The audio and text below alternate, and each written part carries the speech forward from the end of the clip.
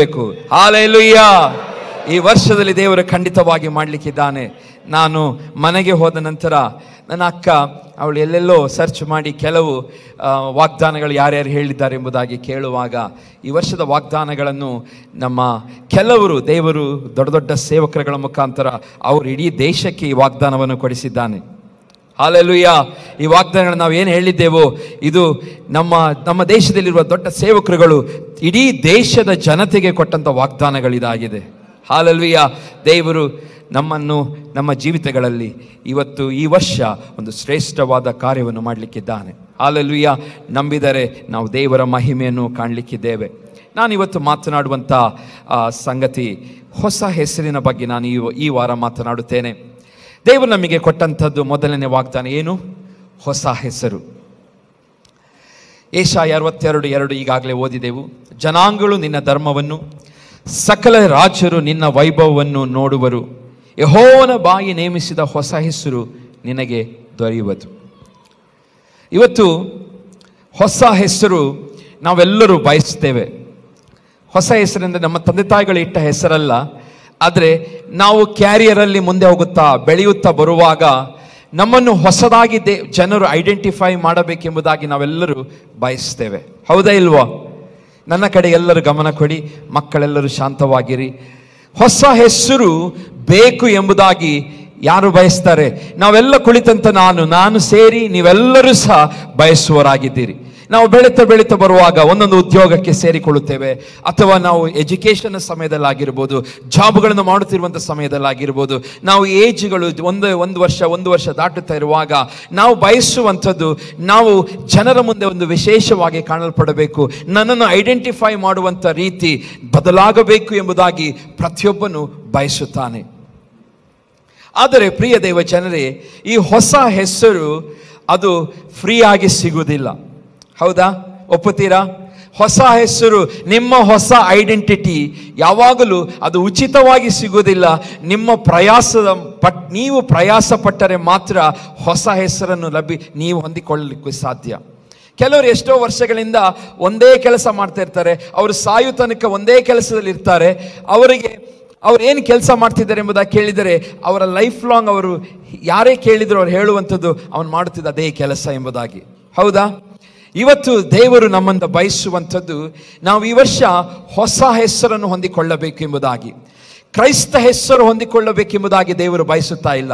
ನಾನು ಮತ್ತು ನೀವು ಕ್ರೈಸ್ತರು, ವಿಶ್ವಾಸಿಗಳು ಎಂಬುದಾಗಿ ಹೇಳಿಕೊಳ್ಳುವುದನ್ನು ಮಾತ್ರ ದೇವರು ಏನು ಮಾಡ್ತಾ ಇಲ್ಲ, ಬಯಸುತ್ತಿಲ್ಲ. ಅದಕ್ಕಿಂತ ಮಿಗಿಲಾದ ಹೆಸರು, ಹಲ್ಲೆಲೂಯಾ, ಅದಕ್ಕಿಂತ ಶ್ರೇಷ್ಠವಾದ ಹೆಸರು, ಅದಕ್ಕಿಂತ ಶ್ರೇಷ್ಠವಾದ ರಿವಾರ್ಡನ್ನು ಈ ವರ್ಷ ದೇವರು ನನಗೂ ಮತ್ತು ನಿಮಗೂ ನಾವು ಹೊಂದಿಕೊಳ್ಳಬೇಕೆಂಬುದಾಗಿ ದೇವರು ಬಯಸುತ್ತಾನೆ. ಈ ಪ್ರವಾದನೆ ವಾಕ್ಯಗಳನ್ನೆಲ್ಲ ನೀವು ನೋಡುವಾಗ ನಾವು ಇವತ್ತು ಓದಿದಂಥ ಈ ವಾಕ್ಯ ಯೆಶಾಯ ಪ್ರವಾದಿ ಹೇಳಿದ 75ನೇ ಪ್ರವಾದನೆ ಆಗಿದೆ. ಏನು ಪ್ರವಾದನೆ? 75th ಆತನು ಹೇಳಿದಂಥ ಪ್ರವಾದನೆ ಮಾತು ಇದು. ಆತನು ಯೆಶಾಯ ಪುಸ್ತಕದಲ್ಲಿ ನಾವು 62ನೇ ಅಧ್ಯಾಯ ಇವತ್ತು ಓದಿದೆವು. ಅದಕ್ಕಿಂತ ಮುಂಚೆ ಹಲವು ಪ್ರವಾದನೆ ಮಾತುಗಳನ್ನು ಹೇಳುತ್ತಾನೆ. ಈ ಮಾತನ್ನು ಹೇಳುತ್ತಾನೆ, ಇನ್ನು ಮುಂದೆಯೂ ಪ್ರವಾದನೆಯನ್ನು ಹೇಳುತ್ತಾನೆ. ಆದರೆ ಆ ಪ್ರವಾದಿಯಾದ ಯೆಶಾಯನು ಆತನು ಬರೆಯುವಂಥ ಎಷ್ಟೋ ವಿಷಯಗಳು ಅವನಿಗೆ ಏನು ಬರೀತಿದ್ದಾನೆ ಎಂಬುದಾಗಿ ಅವನಿಗೆ ಆ ಕಾಲದಲ್ಲಿ ಗೊತ್ತಿರಲಿಲ್ಲ. ಯಾಕೆ ಗೊತ್ತಿರಲಿಲ್ಲ? ಆಗಿನ ಕಾಲದಲ್ಲಿ ಹಲ್ಲೆಲೂಯಾ ಅವನೇನು ಬರೆದಿದ್ದಾನೋ ಆ ಪರಿಸ್ಥಿತಿಗೆ ಅದು ಹೊಂದುವಂಥ ಯಾವ ಮಾತುಗಳು ಆಗಿರಲಿಲ್ಲ. ಇವತ್ತಿನ ಪರಿಸ್ಥಿತಿಗೆ ನಾವು ನೋಡುವಾಗ ಆ ಪ್ರವಾದನೆ ಮಾತುಗಳೆಲ್ಲ ಈಗಿನ ದಿನಮಾನಗಳಲ್ಲಿ ನೆರವೇರುವುದನ್ನು ನಾವು ನೋಡುತ್ತಾ ಇದ್ದೇವೆ. 2000 ವರ್ಷಗಳ ಹಿಂದೆ ಬರೆದಂಥ 1400ಗಿಂತ ಹೆಚ್ಚು ವರ್ಷಗಳನ್ನು ತೆಗೆದುಕೊಂಡು 40 ಜನ ಗ್ರಂಥಕರ್ತರು, ಅಂದರೆ ಪ್ರವಾದಿಗಳು, ದೇವ ಭಕ್ತರು, ಯಾಜಕರು, ಇವರೆಲ್ಲ ಸೇರಿಕೊಂಡು ದೇವರ ವಾಕ್ಯವನ್ನು ಬರೆದರು. ಅವರು ಆವಾಗಿನ ಕಾಲದಲ್ಲಿ ಬರೆಯುವಾಗ ಯಾರಿಗೂ ಅರ್ಥವಾಗುತ್ತಿಲ್ಲ. ಆದರೆ ಪ್ರಿಯ ದೇವಜನರು, ಇವತ್ತಿನ ಕಾಲದಲ್ಲಿ ಇರುವಂಥ ನಾವುಗಳು ಇವತ್ತು ದೇವರು ನಮಗೆ ಅರ್ಥ ಮಾಡಿಸುತ್ತಿದ್ದಾನೆ ಹಾಗೆ ಆವಾಗಿನ ಕಾಲದಲ್ಲಿ ಬರೆದಂಥ ವಾಕ್ಯಗಳು ಯಾಕೆ ಎಂಬುದಾಗಿ. ಹಲ್ಲೆಲೂಯಾ. ಇವತ್ತು ನಾವು ನಮ್ಮ ಜೀವಿತಗಳಲ್ಲಿ ಈ ವಾಕ್ಯಗಳನ್ನು ಬಹಳ ಜಾಗ್ರತೆಯಿಂದ, ಬಹಳ ನಾವು ಏನು ಹೇಳಿ ವ್ಯಾಲ್ಯೂ ಆಗಿ ತೆಗೆದುಕೊಳ್ಳಬೇಕು, ಅದಕ್ಕೆ ಮೌಲ್ಯವನ್ನು ಕೊಡಬೇಕು. ಯಾಕಂತ ಹೇಳಿದರೆ ಈ ಮಾತುಗಳು ಅಂದು ಏಷಾಯ ಪ್ರವಾದಿ ಬರೆಯುವಾಗ ಅವನಿಗೆ ಅರ್ಥವೇ ಆಗಿರಲಿಲ್ಲ. ಆದರೆ ಇವತ್ತು ನಮಗೆ ಅರ್ಥ ಆಗುವ ಹಾಗೆ ದೇವರು ಮಾಡಿದ್ದಾನೆ. ಯಾಕೆಂದರೆ ಇವತ್ತಿನ ದಿನಗಳನ್ನು ನಾವು ನೋಡುವಾಗ ಈ ಹಲ್ಲೆಲೂಯಾ ಈ ಪ್ರವಾದನೆ ವಾಕ್ಯದಲ್ಲಿ ಬರೆದಂಥ ಯೇಸುವಿನ ಸಂಗತಿಗಳನ್ನಾದರೂ ನೋಡಿರಿ. ನೀವು ಆ ಪ್ರವಾದಿಗೆ ಅವಾಗ ಗೊತ್ತಿಲ್ಲ ಅವನು ಏನು ಬರೀತಿದ್ದಾನೆ. ಯೇಸುವಿನ ಬಗ್ಗೆ ಬರೆದಿದ್ದಾನೆ, ಯೇಸುವಿನ ಹುಟ್ಟುವ ಬಗ್ಗೆ ಬರೆದಿದ್ದಾನೆ, ಆತನು ಜನಿಸುವಂಥದ್ದನ್ನು ಬರೆದಿದ್ದಾನೆ. ಆಗಿನ ಪ್ರವಾದಿಯಾದಂಥ ಯೆಶಾಯನಿಗೆ ಅದು ಅರ್ಥವೇ ಆಗ್ತಿರಲಿಲ್ಲ. ಅವನು ಬರೆದಂಥ 700 ವರ್ಷಗಳ ನಂತರ ಯೇಸು ಸ್ವಾಮಿ ಹುಟ್ಟುತ್ತಾನೆ. ಅವನಿಗೆ ಗೊತ್ತಿಲ್ಲ ಅವನು ಏನು ಬರಿತಾ ಇದ್ದಾನೆ ಎಂಬುದಾಗಿ. ಪ್ರಿಯ ದೇವಜನರೇ, ಇವತ್ತು ಅಲ್ಲಲ್ಲಿ ಅಂದು ಯೆಶಾಯ ಪ್ರವಾದಿಯ ಮುಖಾಂತರ ದೇವರು ಬರೆಸಿಟ್ಟ ಮಾತುಗಳನ್ನು ಇವತ್ತು ದೇವರು ನಮ್ಮ ಸಭೆಗೆ ಕೊಟ್ಟಿದ್ದಾನೆ. ಇವತ್ತು ನಾವು ಇದನ್ನು ಇದನ್ನು ನಾವು ಅರ್ಥ ಮಾಡಿಕೊಳ್ಳಲಿಕ್ಕೆ ಇವತ್ತಿನ ದಿನಕ್ಕೆ ಇದು ಸಾಧ್ಯವಾಗಿದೆ. Hallelujah, hallelujah.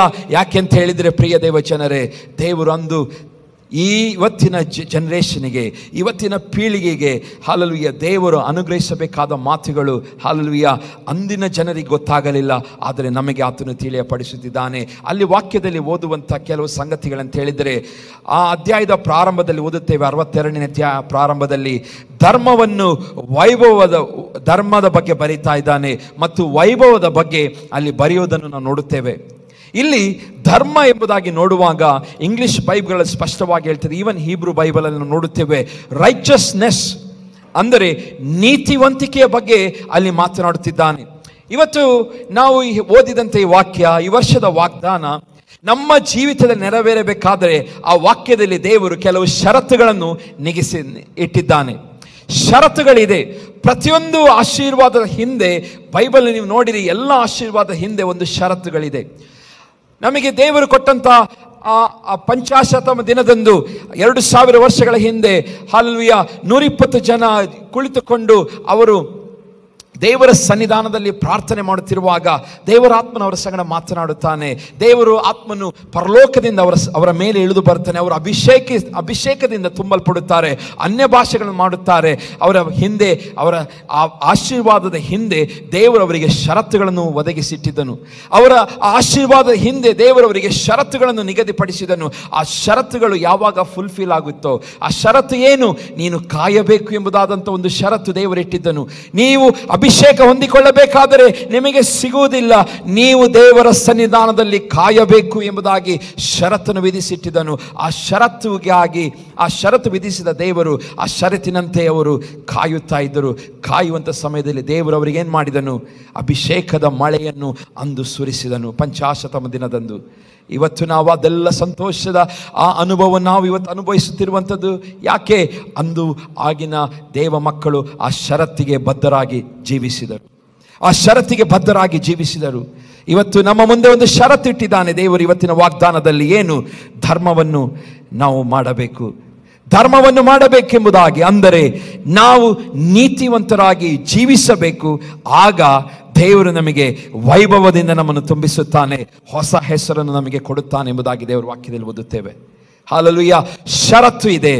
ಆ ಷರತ್ತನ್ನು ಹಲ್ಲೆಲೂಯಾ ನಾವು ಫುಲ್ಫಿಲ್ ಮಾಡೋದಾದರೆ, ದೇವರ ಆಜ್ಞೆಗೆ ಅನುಗುಣವಾಗಿ ನಾವು ಜೀವಿಸುವುದಾದರೆ, ಇವತ್ತು ಖಂಡಿತವಾಗಿ ಇಲ್ಲಿ ಬಂದಂಥ ಪ್ರತಿಯೊಬ್ಬರೂ ಸಹ ನಿಮ್ಮ ಜೀವಿತಗಳಲ್ಲಿ ಒಂದು ಹೊಸ ಹೆಸರನ್ನು ಹೊಂದಿಕೊಳ್ಳುವ ಹಾಗೆ ದೇವರು ಮಾಡುತ್ತಾನೆ. ಪ್ರಿಯ ದೇವಜನರೇ, ಈ 62ನೇ ಅಧ್ಯಾಯದ ಹಿಂದಿನ ಅಧ್ಯಾಯಗಳನ್ನೆಲ್ಲ ನೋಡುವಾಗ ದೇವರು ತಾನೇ ವಿಶೇಷವಾಗಿ ಇಸ್ರಾಯೇಲ್ ಜನರ ಸಂಗಡ ಮಾತನಾಡುವುದನ್ನು ನೋಡುತ್ತೇವೆ. ಯೆರೂಸಲೇಮಿನ ಮುಂದಿನ ವೈಭವದ ಬಗ್ಗೆ 60ನೇ ಅಧ್ಯಾಯದಲ್ಲಿ ಅಲ್ಲಿ ದೇವರು ಮಾತನಾಡುತ್ತಾನೆ. ಚೀಯೋನಿಗೆ ರಕ್ಷಣೆಯ ವಾಗ್ದಾನವನ್ನು ದೇವರು ಕೊಡುತ್ತಾನೆ 61ನೇ ಅಧ್ಯಾಯದಲ್ಲಿ. ಅದನ್ನು ಇದು ಯಾಕೆ ಅವನು ಮಾಡುತ್ತಾನೆ ಅಂತ ಹೇಳುವಾಗ ನಮಗೆ ಗೊತ್ತಾಗ್ತದೆ. ಆ ಜನರು ಪ್ರತಿ ಸಾರಿ ಏನು ಮಾಡ್ತಾ ಇದ್ರು? ಎಡವುತ್ತಾ ಇದ್ದರು. ಇಸ್ರಾಯೇಲರು ಪ್ರತಿ ಸಾರಿ ದೇವರಿಗೆ ವಿರೋಧವಾದಂಥ ಕಾರ್ಯಗಳನ್ನು ಮಾಡುತ್ತಾ ಇದ್ದರು. ಆ ನಿಮಿತ್ತವಾಗಿ ದೇವರು ಅವರನ್ನು ಏನು ಮಾಡ್ತಾ ಇದ್ದಂತ ಹೇಳಿದರೆ, ಅವರನ್ನು ಒಂದೊಂದು ದೇಶದ ಬ್ಯಾಬಿಲೋನಿಯರ ಆ ವಶಕ್ಕೆ ಒಪ್ಪಿಸಿಕೊಡುತ್ತಾ ಇದ್ದ. ಹೀಗೆ ಅಮೋನ್ಯರ, ಮೋವಾಬ್ಯರ, ಹೀಗೆ ಬೇರೆ ಬೇರೆ ಜನರ ಕೈ ಕೆಳಗೆ ಇವರನ್ನು ಒಪ್ಪಿಸಿಕೊಡುತ್ತಾ ಇದ್ದೆ. ಯಾಕೆ? ಇವರಿಗೆ ಪಾಠವನ್ನು ಕಲಿಸುವುದಕ್ಕೋಸ್ಕರ. ಒಂದು ದಿವಸ ಬರುತ್ತದೆ, ಈ ಜನರೆಲ್ಲ ದೇವರ ಸನ್ನಿಧಾನ, ದೇವರೇ ನಾವುಗಳು ಮಾಡಿದ ತಪ್ಪು, ನಾವು ತಪ್ಪುಗಳನ್ನು ಮಾಡುತ್ತಾ ಇದ್ದೇವೆ, ನಿನಗೆ ವಿರೋಧವಾಗಿ ನಾವು ನಡೆದುಕೊಳ್ಳುತ್ತಾ ಇದ್ದೇವೆ ಎಂಬುದಾಗಿ ಅವರು ಯಾವಾಗ ಅರ್ಥ ಮಾಡಿಕೊಂಡು ದೇವರ ಸನ್ನಿಧಾನದಲ್ಲಿ ಕೇಳಿಕೊಂಡರು, ಆಗ ದೇವರು ನಿರ್ಣಯಿಸ್ತಾನೆ, ಇವರಿಗೆಲ್ಲರಿಗೂ ನಾನು ಹೊಸ ಹೆಸರನ್ನು ಕೊಡಬೇಕು ಎಂಬುದಾಗಿ. ಹಾಲೆಲೂಯಾ. ಯಾವಾಗ ಅವರು ತಪ್ಪುಗಳನ್ನು ಅರಿಕೆ ಮಾಡುತ್ತಾರೋ, ದೇವರ ಮುಂದೆ ಪಶ್ಚಾತ್ತಾಪ ಪಡುತ್ತಾರೋ, ತಾವು ಮಾಡಿದ ಎಲ್ಲ ಅನೀತಿಯ ಕಾರ್ಯಗಳನ್ನು ದೇವರ ಮುಂದೆ ಒಪ್ಪಿಕೊಳ್ಳುತ್ತಾರೋ, ಅವಾಗ ದೇವರು ನಿರ್ಣಯಿಸ್ತಾನೆ 62ನೇ ಅಧ್ಯಾಯದಲ್ಲಿ ಇವರಿಗೆ ನಾನು ಹೊಸ ಹೆಸರನ್ನು ಕೊಡಬೇಕು ಎಂಬುದಾಗಿ. ಹಾಲೆಲೂಯಾ. ಇವತ್ತು ಪ್ರಿಯ ದೇವ ಜನರೇ, ಇಸ್ರಾಯೇಲರ ಹಾಗೆ ನಾವು ಸಹ ಇವತ್ತು ಕರ್ತನ ಮುಂದೆ ಅದೇ ರೀತಿಯ ಜನರಾಗಿದ್ದೇವೆ. ದೇವರು ನಮ್ಮಿಂದ ಸಹ ಬಯಸುವಂಥದ್ದು ಅದೇ.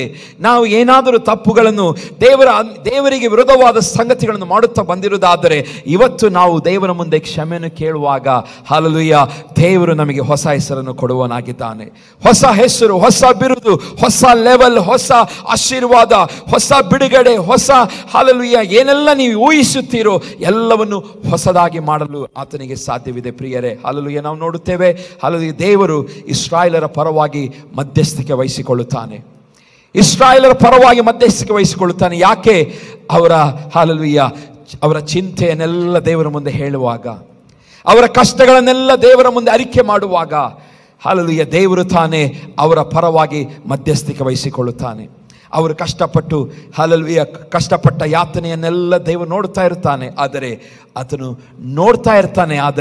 ಇವರ ಪ್ರಾರ್ಥನೆಯನ್ನು ಕೇಳುವುದಕ್ಕೋಸ್ಕರ ಆತನು ನಿರೀಕ್ಷಿಸುತ್ತಾ ಇರ್ತಾನೆ. ಇವರು ಯಾವಾಗ ನನ್ನ ಸಂಗಡ ಪ್ರಾರ್ಥನೆ ಮಾಡುತ್ತಾರೆ, ಯಾವಾಗ ನನ್ನ ಸಂಗಡ ಕಷ್ಟಗಳನ್ನು ಮೊರೆ ಇಡುತ್ತಾರೆ, ಕಷ್ಟಗಳಿಗೋಸ್ಕರ ನನ್ನ ಸಂಗಡ ವಿಜ್ಞಾಪನೆ ಮಾಡುತ್ತಾರೆ ಎಂಬುದಾಗಿ ಈ ದೇವರು ಇಸ್ರಾಯೇಲರಿಂದ ಆತನು ವೇಟ್ ಮಾಡುತ್ತಾ ಇರ್ತಾನೆ. ಯಾವಾಗ ಇವರ ಬಾಯಿಗಳಿಂದ ಸ್ತೋತ್ರಗಳು, ಪ್ರಾರ್ಥನೆಗಳು, ಹಾಲೆಲೂಯಾ, ದೇವರ ಸನ್ನಿಧಾನದಲ್ಲಿ ಮೊರೆ ಇಡುವುದನ್ನು ಪ್ರಾರಂಭಿಸುತ್ತಾರೋ, ಹಾಲನ್ನು ನೋಡುತ್ತೇವೆ, ದೇವರು ಮಧ್ಯಸ್ಥಿಕೆ ವಹಿಸಿಕೊಳ್ಳುತ್ತಾನೆ. ಹಾಲೆಲೂಯಾ, ನಾವು ಹಿಂದಿನ ಅಧ್ಯಾಯಗಳಲ್ಲೆಲ್ಲ ಓದುವಾಗ ಗೊತ್ತಾಗುತ್ತದೆ, ದೇವರು ಎಷ್ಟು ಸಾರಿ ಹಾಲೆಲೂಯಾ ಅವರಿಗೆ ಹೇಳ್ತಾನೆ, ನೀನು ಗಂಟಲೆತ್ತಿ ಕೂಗು. 58ನೇ ವಚನದಲ್ಲಿ, ಸಂಕೋಚ ಪಡಬೇಡ, ಕೊಂಬಿನಂತೆ ದನಿಗೈ ನನ್ನ ಜನರಿಗೆ ಅವರ ದ್ರೋಹವನ್ನು ತಿಳಿಸು, ಯಾಕೋಬ ವಂಶದವರೇ ಅವರ ಪಾಪಗಳನ್ನು ಅರುಹು ಎಂಬುದಾಗಿ ದೇವರು ಮಾತನಾಡುವುದನ್ನು ನೋಡುತ್ತೇವೆ. ಪ್ರಿಯರೇ, ಯಾಕೆಂತ ಹೇಳಿದರೆ ಅವರಲ್ಲಿ ಇದ್ದಂಥ ದುಷ್ಟ ಕೃತ್ಯಗಳು, ದುಷ್ಟವಾದಂಥ ಸಂಗತಿಗಳು, ಹಾಲೆಲೂಯಾ, ಈ ಲೋಕದಲ್ಲಿ ಯಾವ ಮನುಷ್ಯರು ಮಾಡಿರಲಿಕ್ಕಿಲ್ಲ. ಅಷ್ಟು ದೇವರಿಗೆ ವಿರೋಧವಾಗಿ ಅವರು ಜೀವಿಸುತ್ತಾ ಇದ್ದರು. ಪ್ರಿಯರೇ, ಅದರಿಂದ ಪ್ರತಿ ಸಾರಿ ಅವರು ದೇವರ ಕೋಪಕ್ಕೆ ಒಳಗಾಗುತ್ತಾ ಇದ್ದರು. ಹಾಲೆಲೂಯಾ, ಯಾವಾಗ ಅವರು ದೇವರ ಮುಂದೆ ಪಶ್ಚಾತ್ತಾಪ ಪಡುತ್ತಾರೋ, ಕ್ಷಮಿಸಲು ಕೇಳುತ್ತಾರೋ, ದೇವರು ಹಾಲೆಲೂಯಾ ಅವರನ್ನು ರಕ್ಷಿಸುತ್ತಾನೆ. ಅಲ್ಲಿ 59ನೇ ಕೀರ್ತನೆ ಬರುವಾಗ ದೇವರು ಹೇಳ್ತಾನೆ, ಈಗೋ ಯೆಹೋವನ ಹಸ್ತವು ಲಕ್ಷಿಸಲಾರದಂತೆ ಮೊಟ್ಟುಗೈಯಲ್ಲ, ಆತನ ಕಿವಿಯು ಕೇಳಲಾರದ ಹಾಗೆ ಕಿವಿಡಲ್ಲ, ಆದರೆ ನಿಮ್ಮ ಪಾಪಗಳೇ ನಿಮ್ಮ ದೇವರಿಂದ ನಿಮ್ಮನ್ನು ದೂರ ಅಗಲಿಸುತ್ತಾ ಬಂದಿದೆ ಎಂಬುದಾಗಿ. ನಿಮ್ಮ ಪಾಪಗಳೇ ನಿಮ್ಮನ್ನು ನಿಮ್ಮ ದೇವರಿಂದ ಅಗಲಿಸುತ್ತಾ ಬಂದಿದೆ. ಅವರು ಪಾಪದ ಜೀವಿತವನ್ನು ಜೀವಿಸುತ್ತಾ ಇದ್ದರು.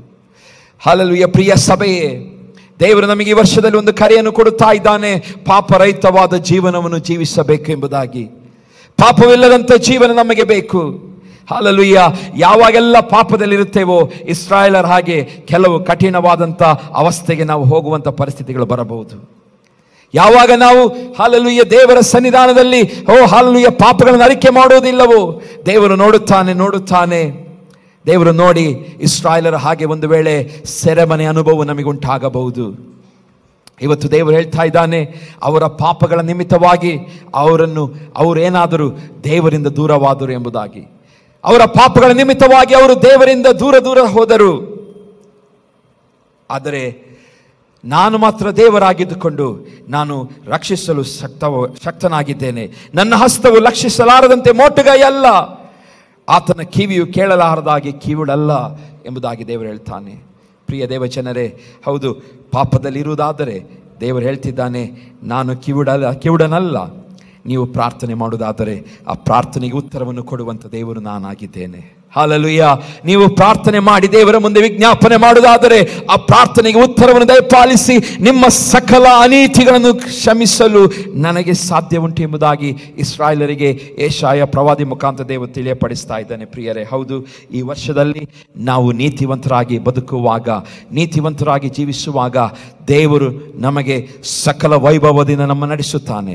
ಎರಡನೇದಾಗಿ ಹೊಸ ಹೆಸರನ್ನು ನಮಗೆ ಕೊಟ್ಟು ಆಶೀರ್ವದಿಸುವನಾಗಿದ್ದಾನೆ. ಪ್ರಿಯರೇ, ಹಲ್ಲೆಲೂಯಾ. ಅದರಂತೆ ನಾವು ನೋಡುವಾಗ ಹಲ್ಲೆಲೂಯಾ, ದೇವರು ಮಧ್ಯಸ್ಥಿಕೆ ವಹಿಸಿಕೊಳ್ಳುತ್ತಾನೆ. ಮಧ್ಯಸ್ಥಿಕೆ ವಹಿಸಿಕೊಂಡು ಅವರು ಹಾದು ಹೋದ ಬಹಳ ಕಠಿಣವಾದ ಪರಿಸ್ಥಿತಿಯನ್ನು ಬದಲಾಯಿಸುತ್ತಾನೆ. ಹಲ್ಲೆಲೂಯಾ, ಬದಲಾಯಿಸುತ್ತಾನೆ. ಅವರಿಗೆ ಹೇಳ್ತಾನೆ, ಇಸ್ರಾಯೇಲರಿಗೆ ದೇವರು ಹೇಳ್ತಾನೆ 61ನೇ ಅಧ್ಯಾಯದ 2ನೇ ವಚನದಲ್ಲಿ, ಯೆಹೋವನು ನೇಮಿಸಿರುವ ಶುಭ ವರುಷ, ನಮ್ಮ ದೇವರು ಮುಯಿ ತೀರಿಸುವ ದಿನ, ಇವುಗಳನ್ನು ಪ್ರಚುರಗೊಳಿಸುವುದಕ್ಕೂ ದುಃಖಿತರೆಲ್ಲರನ್ನು ಸಂತೈಸುವುದಕ್ಕೂ ಚೀಯೋನಲ್ಲಿ ಶೋಕಿಸುವವರಿಗೆ ಬೂದಿಗೆ ಬದಲಾಗಿ ಶಿರೋಭೂಷಣ, ದುಃಖವಿದ್ದಲ್ಲಿ ಆನಂದ ತೈಲ, ಕುಂದಿದ ಮನಕ್ಕೆ ಪ್ರತಿಯಾಗಿ ಉತ್ಸಾಹ ಸ್ತೋತ್ರ ವಸ್ತ್ರ ಇವುಗಳನ್ನು ಒದಗಿಸಿಕೊಡುವುದಕ್ಕೂ ಆತನು ನನ್ನನ್ನು ಕಳಿಸಿದ್ದಾನೆ. ಯೆಹೋವನು ತನ್ನ ಪ್ರಭಾವಕ್ಕೋಸ್ಕರ ಹಾಕಿದ ನೀತಿ ವೃಕ್ಷಗಳೆಂಬ ಬಿರುದುಗಳು ಇವರಿಗಾಗುವುದು. ಚದರಿ ಹೋದ ಇಸ್ರಾಯೇಲರನ್ನು ತನ್ನ ನಿರೀಕ್ಷೆಯ ಮಾತುಗಳಿಂದ ಅವನು ಏನು ಮಾಡ್ತಾನೆ? ದೇವರು ಸಂತೈಸುವುದನ್ನು ನೋಡ್ತಾ ಇದ್ದೇವೆ. ಈ ವಾಕ್ಯದಲ್ಲಿ ನೋಡ್ತಿದ್ದೇವೆ, ಚದರಿ ಹೋದ ಇಸ್ರಾಯೇಲರನ್ನು ದೇವರು ಸಂತೈಸ್ತಾ ಇದ್ದಾರೆ. ತಿರುಗಿ ನಿರೀಕ್ಷೆಯ ಮಾತುಗಳನ್ನು ತುಂಬಿಸ್ತಾ ಇದ್ದಾನೆ. ಏನಂತ ಹೇಳ್ತಾ ಇದ್ದಾನೆ? ನಾನು ನಿಮಗೆ ನೇಮಿಸಿದ ಶುಭ ವರ್ಷವನ್ನು ನಾನು ನಿಮಗೆ ಕೊಡುತ್ತೇನೆ. ನಾನು ನೇಮಿಸಿದ ಹೊಸ ವರುಷ, ಒಳ್ಳೆಯ ವರುಷ. ಯಾರೆಲ್ಲ ನಿಮಗೆ ವಿರೋಧವಾಗಿ ವೈರಿಗಳು ಎದ್ದು ನಿಮ್ಮನ್ನು ಹಲ್ಲೆಲೂಯಾ ಬೇರೆ ಬೇರೆ ರೀತಿಯಲ್ಲಿ ಟಾರ್ಚರ್ಗಳನ್ನು ಮಾಡಿದ್ದಾರೋ, ಶೋಧನೆ ಮಾಡಿದ್ದಾರೋ, ಏನೆಲ್ಲ ನಿಮಗೆ ವಿರೋಧವಾಗಿ ಮಾತನಾಡಿದ್ದಾರೋ, ಆದರೆ ನಾನು ದೇವರಾಗಿದ್ದುಕೊಂಡು ನಿಮ್ಮ ಪರವಾಗಿದ್ದು ಅವರಿಗೆ ಮುಯ್ಯನ್ನು ತೀರಿಸುತ್ತೇನೆ ಎಂಬುದಾಗಿ. ಹಲ್ಲೆಲೂಯಾ. ಪ್ರಿಯ ದೇವಜನರೇ, ನಮ್ಮ ದೇವರು ಹಲ್ಲೆಲೂಯಾ ಹೇಳಿದಂತೆ ನಡೆದುಕೊಳ್ಳುವ ದೇವರು. ಇಲ್ಲಿ ನಾವು ನೋಡುತ್ತೇವೆ, ಅವರಿಗೆ ಹೇಳಿದ ಹಾಗೆ ಆತನು ನಡೆದುಕೊಳ್ಳುತ್ತಾ ಇದ್ದಾನೆ. ಏನಂತ ಹೇಳ್ತಿದ್ದಾನೆ? ನಿಮ್ಮಲ್ಲಿರುವಂಥ ದುಃಖಿತರಿಗೆ, ನಿಮಗೆ ದುಃಖವಿದ್ದಲ್ಲಿ ಆನಂದ ತೈಲದಿಂದ ನಾನು ನಿಮ್ಮನ್ನು ಅಭಿಷೇಕಿಸುತ್ತೇನೆ, ಆನಂದ ತೈಲವನ್ನು ನಿಮಗೆ ನಾನು ಸುರಿಸುತ್ತೇನೆ. ಕುಂದಿದ ಮನಕ್ಕೆ ಪ್ರತಿಯಾಗಿ ಉತ್ಸಾಹ ಸ್ತೋತ್ರ ವಸ್ತ್ರವನ್ನು ಒದಗಿಸಿ ಕೊಡುವೆನು ಎಂಬುದಾಗಿ ಹಲ್ಲೆಲೂಯಾ ಇಲ್ಲಿ ದೇವರು ಯೆಶಾಯ ಪ್ರವಾದಿ ಮುಖಾಂತರ ಇಸ್ರಾಯೇಲರಿಗೆ ಮಾತನಾಡುತ್ತಾನೆ. ಪ್ರಿಯರೇ, ನಾವು ಇಸ್ರಾಯೇಲರ ಹಾಗೆ ಒಂದು ವೇಳೆ ಕ್ಯಾಪ್ಟಿವ್ ಅಲ್ಲಿರುವುದಾದರೆ, ಪಾಪವೆಂಬ ಬಂಧನವಾಗಿರ್ಬೋದು, ಅಡಿಕ್ಷನ್ ಎಂಬ ಬಂಧನವಾಗಿರ್ಬೋದು, ಹಲ್ಲೆಲೂಯಾ ಬೇರೆ ಬೇರೆ ಕೆಟ್ಟ ಯೋಚನೆ ಎಂಬ ಬಂಧನವಾಗಿರ್ಬೋದು, ನಮ್ಮಲ್ಲಿ ಇಲ್ಲದಂತೆ ಹೊಟ್ಟೆ ಕಿಚ್ಚು ಎಂಬ ಬಂಧನವಾಗಿರ್ಬೋದು, ಅಥವಾ ನಾವು ಬೇರೆ ಬೇರೆ ಈ ಲೋಕದಲ್ಲಿ ದೇವರಿಗೆ ವಿರೋಧವಾದಂಥ ಯಾವುದೇ ಸಂಗತಿ ಎಂಬ ಬಂಧನದಲ್ಲಿ ಇವತ್ತಿರುವುದಾದರೆ, ದೇವರು ಹೇಳ್ತಿದ್ದಾನೆ, ನಿಮಗೆ ಒಂದು ಶುಭ ವರುಷವನ್ನು ನಾನು ಕೊಡುತ್ತೇನೆ. ಹಲ್ಲೆಲೂಯಾ, ಶುಭ ವರುಷವನ್ನು ನೇಮಿಸ್ತೇನೆ. ನಮ್ಮ ದೇವರು ಮುಯಿ ತೀರಿಸುವ ದಿನ ಈ ಹೊಸ ವರ್ಷ ದೇವರಿಗೆ ನಮ್ಮನ್ನು ಒಪ್ಪಿಸಿಕೊಡುವಾಗ, ದೇವರು ನಿಮ್ಮ ಹಳೆಯ ಜೀವಿತದಲ್ಲಿ ಅಥವಾ ಹಿಂದಿನ ವರ್ಷದಲ್ಲಿ ಯಾರೇ ವೈರಿಗಳು ನಿಮಗೇನಾದರೂ ಮಾಡಿದ್ದರೆ, ನೀವು ಏನು ಅದಕ್ಕೋಸ್ಕರ ಪ್ರಯತ್ನ ಪಡಬೇಕಾಗಿಲ್ಲ. ಅವರನ್ನು ನೋಯಿಸಲು ನೀವೇನು ಪ್ರಯತ್ನ ಪಡಬೇಡಿ. ಅವರನ್ನು ದ್ವೇಷ ಮಾಡಬೇಡಿರಿ. ಅವರನ್ನು ಪ್ರೀತಿಸುತ್ತಾನೇ ಇರಿ. ಯಾಕೆಂದರೆ ದೇವರು ತಾನೇ ಈ ವರ್ಷದಲ್ಲಿ ನಮಗೋಸ್ಕರ ಹಲ್ಲೆಲೂಯಾ ಕಾರ್ಯವನ್ನು ಮಾಡುವನಾಗಿದ್ದಾನೆ. ಹಲ್ಲೆಲೂಯಾ. ಅವರ ಪರಿಸ್ಥಿತಿ, ಅವರು ಏನೇ ಮಾಡುತ್ತಾ ಇದ್ದರು, ಅವರು ನಮಗೆ ವಿರೋಧವಾಗಿ ಏನೇ ಮಾತನಾಡುತ್ತಿದ್ದರು, ನೀವು ಏನು ಮಾಡಬೇಡಿರಿ. ನಮ್ಮ ದೇವರು ಈ ಹೊಸ ವರ್ಷದಲ್ಲಿ ಶುಭವನ್ನು ನಮಗೆ ಅನುಗ್ರಹಿಸಿ ವೈರಿಗಳಿಗೋಸ್ಕರ ಆತನ ಮುಯ್ಯನ್ನು ತೀರಿಸುತ್ತಾನೆ. ಹಲ್ಲೆಲೂಯಾ. ಪ್ರಿಯ ದೇವ, ಈ ವರ್ಷ ನಮ್ಮ ದೇವರಲ್ಲಿ ನಾವು ಕೇಳಿಕೊಳ್ಳೋಣ. ದೇವರೇ, ನಿನಗೆ ಸರಿಯಾಗಿ ನಡೆದುಕೊಳ್ಳಬೇಕು, ಅದೇ ನನ್ನ ಜೀವಿತದ ಗುರಿಯಾಗಿದೆ ಎಂಬುದಾಗಿ. ಇವತ್ತು ನಮ್ಮ ಗುರಿ, ನಾವು ದೇವರನ್ನು ಬಿಟ್ಟು ನಾವು ದಿಕ್ಕು ತಪ್ಪಿ ಹೋದರೆ ಹಲ್ಲೆಲೂಯಾ ಅದರಿಂದ ನಮಗೆ ಲಾಸ್. ಈಗ ಗೂಗಲ್ ಮ್ಯಾಪ್ ಇರುತ್ತದೆ. ಗೂಗಲ್ ಮ್ಯಾಪ್ ಒಂದು ದಿಕ್ಕಲ್ಲಿ ನಮಗೆ ಡೈರೆಕ್ಷನನ್ನು ತೋರಿಸ್ತಾ ಇರ್ತದೆ. ನೀವು ಹೋಗಿ ಈ ರಸ್ತೆಯಲ್ಲಿ ಹೋದರೆ ನೀವು ಹಾಕಿದ ಡೆಸ್ಟಿನೇಷನ್ ಮುಟ್ಟುತ್ತೀರಿ ಎಂಬುದಾಗಿ ಅದು ಒಂದು ರೀತಿಯಲ್ಲಿ ಮಾರ್ಗವನ್ನು ತೋರಿಸ್ತಾ ಇರ್ತದೆ. ಗೂಗಲ್ ಹೇಳುವುದು ಸುಳ್ಳು. ನಾನೇ ನನ್ನದೇ ಒಂದು ದಾರಿಯಲ್ಲಿ ನಾನು ಹೋಗುತ್ತೇನೆ ಎಂಬುದಾಗಿ ನಾವು ಪ್ರಯಾಣ ಬೆಳೆಸಿದರೆ ನಾವು ಡೆಸ್ಟಿನೇಷನ್ ಮುಟ್ಲಿಕ್ಕೆ ಆಗುತ್ತದಾ? ಇಲ್ಲ. ಗೂಗಲ್ ಮ್ಯಾಪಲ್ಲಿ ನಮಗೆ ನ್ಯಾವಿಗೇಷನ್ ಹಾಕಿಕೊಂಡು ನಾವು ಹೋಗುವಾಗ ಆ ನ್ಯಾವಿಗೇಷನ್ ಏನು ಮಾಡ್ತದೆ? ನಮಗೆ ಸರಿಯಾಗಿ ತೋರಿಸ್ತದೆ. ಯಾಕೆಂದರೆ ಅದರ ಆಲ್ರೆಡಿ ಏನಾಗಿದೆ, ಫೀಡ್ ಮಾಡಿಟ್ಟಿದ್ದಾರೆ. ಈ ಡೆಸ್ಟಿನೇಷನ್ಗೆ ಹೋಗ್ಲಿಕ್ಕೆ ಇದೇ ರಸ್ತೆಯಲ್ಲಿ ನೀವು ಹೋಗಬೇಕು. ಇದೇ ರಸ್ತೆಯಲ್ಲಿ ಹೋಗಬೇಕು. ಇವತ್ತು ದೇವರ ಆತ್ಮನು ನಮಗೆ ಹಲ್ಲೆಲೂಯಾ 40 ಜನ ದೇವ ಸೇವಕರ ಮುಖಾಂತರವಾಗಿ 1400 ವರ್ಷಗಳ ಕಾಲ ಹಲ್ಲೆಲೂಯಾದಲ್ಲಿ ಬರೆಸಿದಂಥ ದೇವರ ವಾಕ್ಯ ನಮಗಿದೆ. ಇದು ನಮ್ಮ ಜೀವಿತದ ನ್ಯಾವಿಗೇಷನ್ ಆಗಿದೆ, ನಮಗೆ ದಾರಿ ತೋರಿಸುವಂಥ ರೋಡ್ ಮ್ಯಾಪ್ ಆಗಿದೆ. ಈ ಮ್ಯಾಪನ್ನು ಹಿಡಿದುಕೊಂಡು ನೀವು ಹೋಗುತ್ತೀರಾ, ನೀವು ಸರಿಯಾದ ಡೆಸ್ಟಿನೇಷನ್ಗೆ ಮುಟ್ಟುತ್ತೀರಿ. ಹಲ್ಲೆಲೂಯಾ, ಸರಿಯಾದಂಥ ಹಲ್ಲೆಲೂಯಾ ಜಾಗದಲ್ಲಿ ಮುಟ್ಟುತ್ತೀರಿ, ತಲುಪುತ್ತೀರಿ. ಒಂದು ವೇಳೆ ನೀವು ಇವತ್ತು ನನಗೆ ಇಷ್ಟ ಬಂದ ಮಾರ್ಗದಲ್ಲಿ ನಾನು ಹೋಗಿ ಮುಟ್ಟುತ್ತೇನೆ ಎಂಬುದಾಗಿ ಪ್ರಯಾಣ ಬೆಳೆಸಿದರೆ ಪ್ರಿಯರೇ, ಹಲ್ಲೆಲೂಯಾ, ನಮ್ಮ ಈ ವರ್ಷದ ಅಂತ್ಯದಲ್ಲಿ ನಾವು ಕಣ್ಣೀರಲ್ಲೇ ನಾವು ಜೀವಿಸಬೇಕಾಗಿರುತ್ತದೆ. ನಮ್ಮ ಈ ವರ್ಷದ ಅಂತ್ಯ ಕಣ್ಣೀರಾಗಿರುತ್ತದೆ. ಬೇಡ, 1 ವರ್ಷವ ಕಾಯುವುದು ಬೇಡ. ನೀವು ಒಂದು ವೇಳೆ ತಪ್ಪಾದ ರಸ್ತೆಯಲ್ಲಿ ನೀವು ಕಾಲಿಟ್ಟರೆ ಸಾಕು, ಅದು ಕಣ್ಣೀರಿನ ಯಾತನೆಯಾಗಿರುತ್ತದೆ, ದುಃಖದ ರಸ್ತೆಯಾಗಿ ಮಾರ್ಪಡುತ್ತದೆ. ಪ್ರಿಯ ದೇವಜನರೇ, ಇವತ್ತು ದೇವರು ನಮಗೆ ಅವಕಾಶವನ್ನು ಕೊಟ್ಟಿದ್ದಾನೆ. ಈ ಸತ್ಯವಾದ ಮಾತುಗಳು, ಈ ದೇವರ ಮಾತುಗಳು ಹಲ್ಲೆಲೂಯಾ ದೇವರು ನಮಗೆ ಅನುಗ್ರಹಿಸಿಕೊಟ್ಟಿದ್ದಾನೆ. ಈ ವರ್ಷದಲ್ಲಿ ಇದನ್ನು ನಾವು ಫಾಲೋ ಮಾಡೋಣ, ಇದನ್ನು ನಾವು ಹಿಂಬಾಲಿಸಿಕೊಂಡು ಜೀವಿಸೋಣ. ಹಲ್ಲೆಲೂಯಾ, ನಾವು ಹೇಗೆ ಒಂದು ಮಾರ್ಗದಲ್ಲಿ ನಡೆಯಲು ಸಾಧ್ಯ? ಪವಿತ್ರಾತ್ಮನ ಸಹಾಯವನ್ನು ಕೇಳೋಣ. ಹಲ್ಲೆಲೂಯಾ, ನಮ್ಮ ಸ್ವಂತ ಬಲದಿಂದ ನಾವು ಈ ಮಾರ್ಗದಲ್ಲಿ ಜೀವಿಸಲು ಸಾಧ್ಯವಿಲ್ಲ. ನಮ್ಮ ಸ್ವಂತ ಶಕ್ತಿಯಿಂದ, ಸ್ವಂತ ಬುದ್ಧಿಯಿಂದ ನಾವು ಈ ಮಾರ್ಗದಲ್ಲಿ ಜೀವಿಸಲು ಸಾಧ್ಯವಿಲ್ಲ. ಈ ಮಾರ್ಗದಲ್ಲಿ ನಾವು ಜೀವಿಸಬೇಕಾದರೆ, ಈ ಮಾರ್ಗದಲ್ಲಿ ನಾವು ಸರಿಯಾಗಿ ಪ್ರಯಾಣ ಮಾಡಬೇಕಾದರೆ ಪವಿತ್ರಾತ್ಮನ ಸಹಾಯವನ್ನು ಕೇಳಿಕೊಳ್ಳೋಣ. ಪವಿತ್ರಾತ್ಮನೊಂದಿಗೆ ಜೀವಿಸಿದರೆ ನಮ್ಮ ಹೆಸರುಗಳು ಬದಲಾಗುತ್ತದೆ. ಹಲ್ಲೆಲೂಯಾ, ಈ ವರ್ಷದಲ್ಲಿ ಪವಿತ್ರಾತ್ಮನೊಂದಿಗೆ ಜೀವಿಸಿದರೆ, ಪವಿತ್ರಾತ್ಮನ ಸಹಾಯವನ್ನು ಕೇಳುತ್ತಾ ಜೀವಿಸಿದರೆ, ಯಾಕೆಂದರೆ ದೇವರು ಯೇಸು ಸ್ವಾಮಿ ನಮಗೆ ಆತನ ಪರಲೋಕಕ್ಕೆ ಏರಿ ಹೋಗುವಾಗ, ನಾನು ಪರಲೋಕಕ್ಕೆ ಏರಿ ಹೋಗುತ್ತಾ ಇದ್ದೇನೆ, ಆದರೆ ನಮ್ಮ ತಂದೆಯು ನನ್ನ ಬದಲಾಗಿ ಒಂದು ಸಹಾಯಕನು ನಿಮಗೆ ಕಳಿಸಿಕೊಡುತ್ತಾನೆ. ಆತನು ಸತ್ಯದ ಆತ್ಮನೇ, ನಮ್ಮನ್ನು ಹಲ್ಲೆಲೂಯಾ ಎಲ್ಲ ವಿಷಯಗಳಲ್ಲಿ ಮಾರ್ಗದರ್ಶಿಸುವ ಆತನು, ಸತ್ಯವನ್ನು ತಿಳಿಯಪಡಿಸುವ ಆತನು, ಎಲ್ಲ ಗುಡಾರ್ಥಗಳನ್ನು ತಿಳಿಯಪಡಿಸುವ ಆತನು ಎಂಬುದಾಗಿ ಯೇಸು ಸ್ವಾಮಿ ಹೇಳುತ್ತಾನೆ. ಅದೇ ರೀತಿಯಾಗಿ ಪವಿತ್ರಾತ್ಮನ ದೇವರು ಕಳಿಸಿಕೊಟ್ಟನು. ಇವತ್ತು ಆ ಪವಿತ್ರಾತ್ಮನ ಹಿಡಿದುಕೊಂಡು ನಾವು ಜೀವಿಸುವಾಗ ಖಂಡಿತವಾಗಿಯೂ ದೇವರು ನಮ್ಮ ಜೀವಿತಗಳಲ್ಲಿ ಹಲ್ಲೆಲೂಯಾ ಹೊಸ ಹೆಸರು, ಹೊಸ ಮಾರ್ಗ, ನಮ್ಮ ಜೀವಿತದಲ್ಲಿ ಯಾವ ಆಬ್ಸ್ಟಿಕಲ್ಸ್ ಬಂದರೂ ಈ ಪವಿತ್ರಾತ್ಮನು ಹಲ್ಲೆಲೂಯಾ ನಮಗೆ ಶೀಲ್ಡ್ ಆಗಿರುತ್ತಾನೆ, ನಮ್ಮ ಗುರಾಣಿ ಆಗಿರುತ್ತಾನೆ. ನಮಗೆ ಬರುವಂಥ ಎಲ್ಲ ಅಗ್ನಿಯ ಬಾಣಗಳು, ಸೈತಾನನ ತಂತ್ರಗಳು, ವೆಪನ್ಸ್ಗಳಿಂದ ನಮ್ಮನ್ನು ರಕ್ಷಿಸುವಂಥ ಹಲ್ಲೆಲೂಯಾ ಒಂದು ಡೂಮ್ ಆಗಿ ದೇವರು ನಮಗೆ ಪವಿತ್ರಾತ್ಮನನ್ನು ಇಟ್ಟಿರುತ್ತಾನೆ ಪ್ರಿಯರೇ. ಹಾಗಾಗಿ ಈ ವರ್ಷ ಹೊಸ ಹೆಸರು ಬೇಕಾದರೆ ಷರತ್ತು ನಮ್ಮ ಮುಂದೆ ಇದೆ, ಅದು ನಾವು ನೀತಿವಂತರಾಗಿ ನಾವು ಜೀವಿಸಬೇಕು, ನಾವು ನೀತಿವಂತರಾಗಿ ಜೀವಿಸಬೇಕು. ಇದು ದೇವರು ಬಯಸುವಂಥದ್ದು. ಹಲ್ಲೆಲೂಯಾ, ನಮಗೆ ಇಸ್ರಾಯೇಲರ ಬಗ್ಗೆ ನಮಗೆ ಗೊತ್ತಿದೆ. ಇಸ್ರಾಯೇಲರು ಐಗುಪ್ತ ದೇಶದಲ್ಲಿರುವಾಗಲೇ ಅವರನ್ನು ಹೊರತೊರಗಿನ ಮುಂಚಿತವಾಗಿ ದೇವರು ಹೇಳ್ತಿದ್ದಾನೆ, ಇಸ್ರಾಯೇಲ್ ಜನರೇ, ನೀವು ರಕ್ಷಿಸಲ್ಪಡಬೇಕಾದರೆ, ನೀವು ಇವತ್ತು ಐಗುಪ್ತ ದೇಶದಲ್ಲಿ ನೀವು ಉಳಿಯಬೇಕಾದರೆ ನಿಮ್ಮ ಮನೆಯ ಬಾಗಿಲಿಗೆ ಏನು ಮಾಡಿರಿ? ಕುರಿಯ ರಕ್ತವನ್ನು ಹಚ್ಚಿರಿ, ಚೊಚ್ಚಲ ಕುರಿಯ ರಕ್ತವನ್ನು ಹಚ್ಚಿರಿ. ಯಾವಾಗ ನೀವು ಹಚ್ಚುತ್ತೀರೋ, ಸಂಹಾರಕ ದೂತನು ಯಾರ ಮನೆಯ ಬಾಗಿಲಿಗೆ ರಕ್ತವು ಹಚ್ಚಲ್ಪಟ್ಟಿರುವುದನ್ನು ನೋಡುತ್ತಾನೋ ಆ ಮನೆಯನ್ನು ಸಂಹಾರಕ ದೂತನ ಏನು ಮಾಡ್ತಾನೆ? ಬಿಟ್ಟು ಯಾರ ಮನೆಗೆ ರಕ್ತವು ಹಚ್ಚಲ್ಪಡಲಿಲ್ಲೋ ಆ ಮನೆಯ ಎಲ್ಲರನ್ನು ಸಂಹಾರ ಮಾಡುತ್ತಾನೆ ಎಂಬುದಾಗಿ ದೇವರು ತಿಳಿಯಪಡಿಸುತ್ತಾನೆ. ಹಾಗೆ ಇಸ್ರಾಯೇಲನವರು ಮಾಡುತ್ತಾರೆ. ಅದೇ ರೀತಿ ಮಾಡಿದಾಗ ಅವರ ಜೀವಿತದಲ್ಲಿ ಹಲ್ಲೆಲೂಯಾ ನೋಡುತ್ತೇವೆ. ಅವರೆಲ್ಲರೂ ಇಸ್ರಾಯೇಲರು ಏನು ಮಾಡ್ತಾರೆ? ರಕ್ಷಿಸಲ್ಪಡುತ್ತಾರೆ. ಹಲ್ಲೆಲೂಯಾ, ಪ್ರಿಯ ದೇವಜನರೇ, ಇಸ್ರಾಯೇಲರಿಗೆ ಮುಂದೆ ಷರತ್ತನ್ನಿಟ್ಟನು ದೇವರು. ಏನಂತ ಷರತ್ತು? ನೀವು ಚೊಚ್ಚಲ ಕುರಿಯ ಮರಿಯ ರಕ್ತವನ್ನು ಏನು ಮಾಡಬೇಕು? ನಿಮ್ಮ ಮನೆಯ ಬಾಗಿಲಿಗೆ ಹಚ್ಚಿಡಬೇಕು. ಡೋರ್ ಪೋಸ್ಟಿಗೆ ನೀವು ಹಚ್ಚಿಡಿ. ನಾನು ಸಂಹಾರಕ ದೂತನ ಕಳಿಸುವಾಗ ಯಾರ ಮನೆಯ ಬಾಗಿಲಿಗೆ ರಕ್ತಗಳು ಹಚ್ಚಿದೆಯೋ ಆ ಮನೆಗಳನ್ನು ಅವರು ಪ್ರವೇಶಿಸುವುದಿಲ್ಲ ಎಂಬುದಾಗಿ. ಪ್ರಿಯ ದೇವಜನರು, ಇವತ್ತು ಅಂದು ಇಸ್ರಾಯೇಲರು ರಕ್ಷಿಸಿದ ರಕ್ತವು ಯಾವುದಾಗಿತ್ತು? ಕುರಿಯ ರಕ್ತವಾಗಿತ್ತು, ಪ್ರಾಣಿಯ ರಕ್ತವಾಗಿತ್ತು. ಆದರೆ ಇವತ್ತು ನಮ್ಮ ರಕ್ಷಿಸುತ್ತಿರುವುದು ಯಾವುದು ರಕ್ತ? ಕ್ರಿಸ್ತನ ರಕ್ತವಾಗಿದೆ. ಇವತ್ತು ಆ ಕ್ರಿಸ್ತನ ರಕ್ತದಲ್ಲಿ ನಾವು ಪರಿಪೂರ್ಣವಾಗಿ ನಾವು ಮುಳುಗಿರಬೇಕು. ಹಲ್ಲೆಲೂಯಾ, ಈ ವರ್ಷ ನಾವು ಕೇಳಿಕೊಳ್ಳೋ ದೇವರೇ, ನಿನ್ನ ರಕ್ತ ನಮ್ಮನ್ನು ಕಾಪಾಡುವಂಥದ್ದಾಗಿದೆ. ಯಾಕೆಂದರೆ ಈ ಲೋಕದಲ್ಲಿ ಸೈತಾನನು, ಬೈಬಲ್ ಓದುತ್ತೇವೆ, ಯಾರನ್ನು ಹಾಳು ಮಾಡಲಿ, ಯಾರಿಂದ ಕದ್ದುಕೊಳ್ಳಲಿ ಎಂಬುದಾಗಿ ಅತ್ತಿತ್ತ ಏನು ಮಾಡ್ತಾ ಇದ್ದಾನಂತೆ? ಅವನು ತಿರುಗಾಡುತ್ತಾ ಇದ್ದಾನೆ.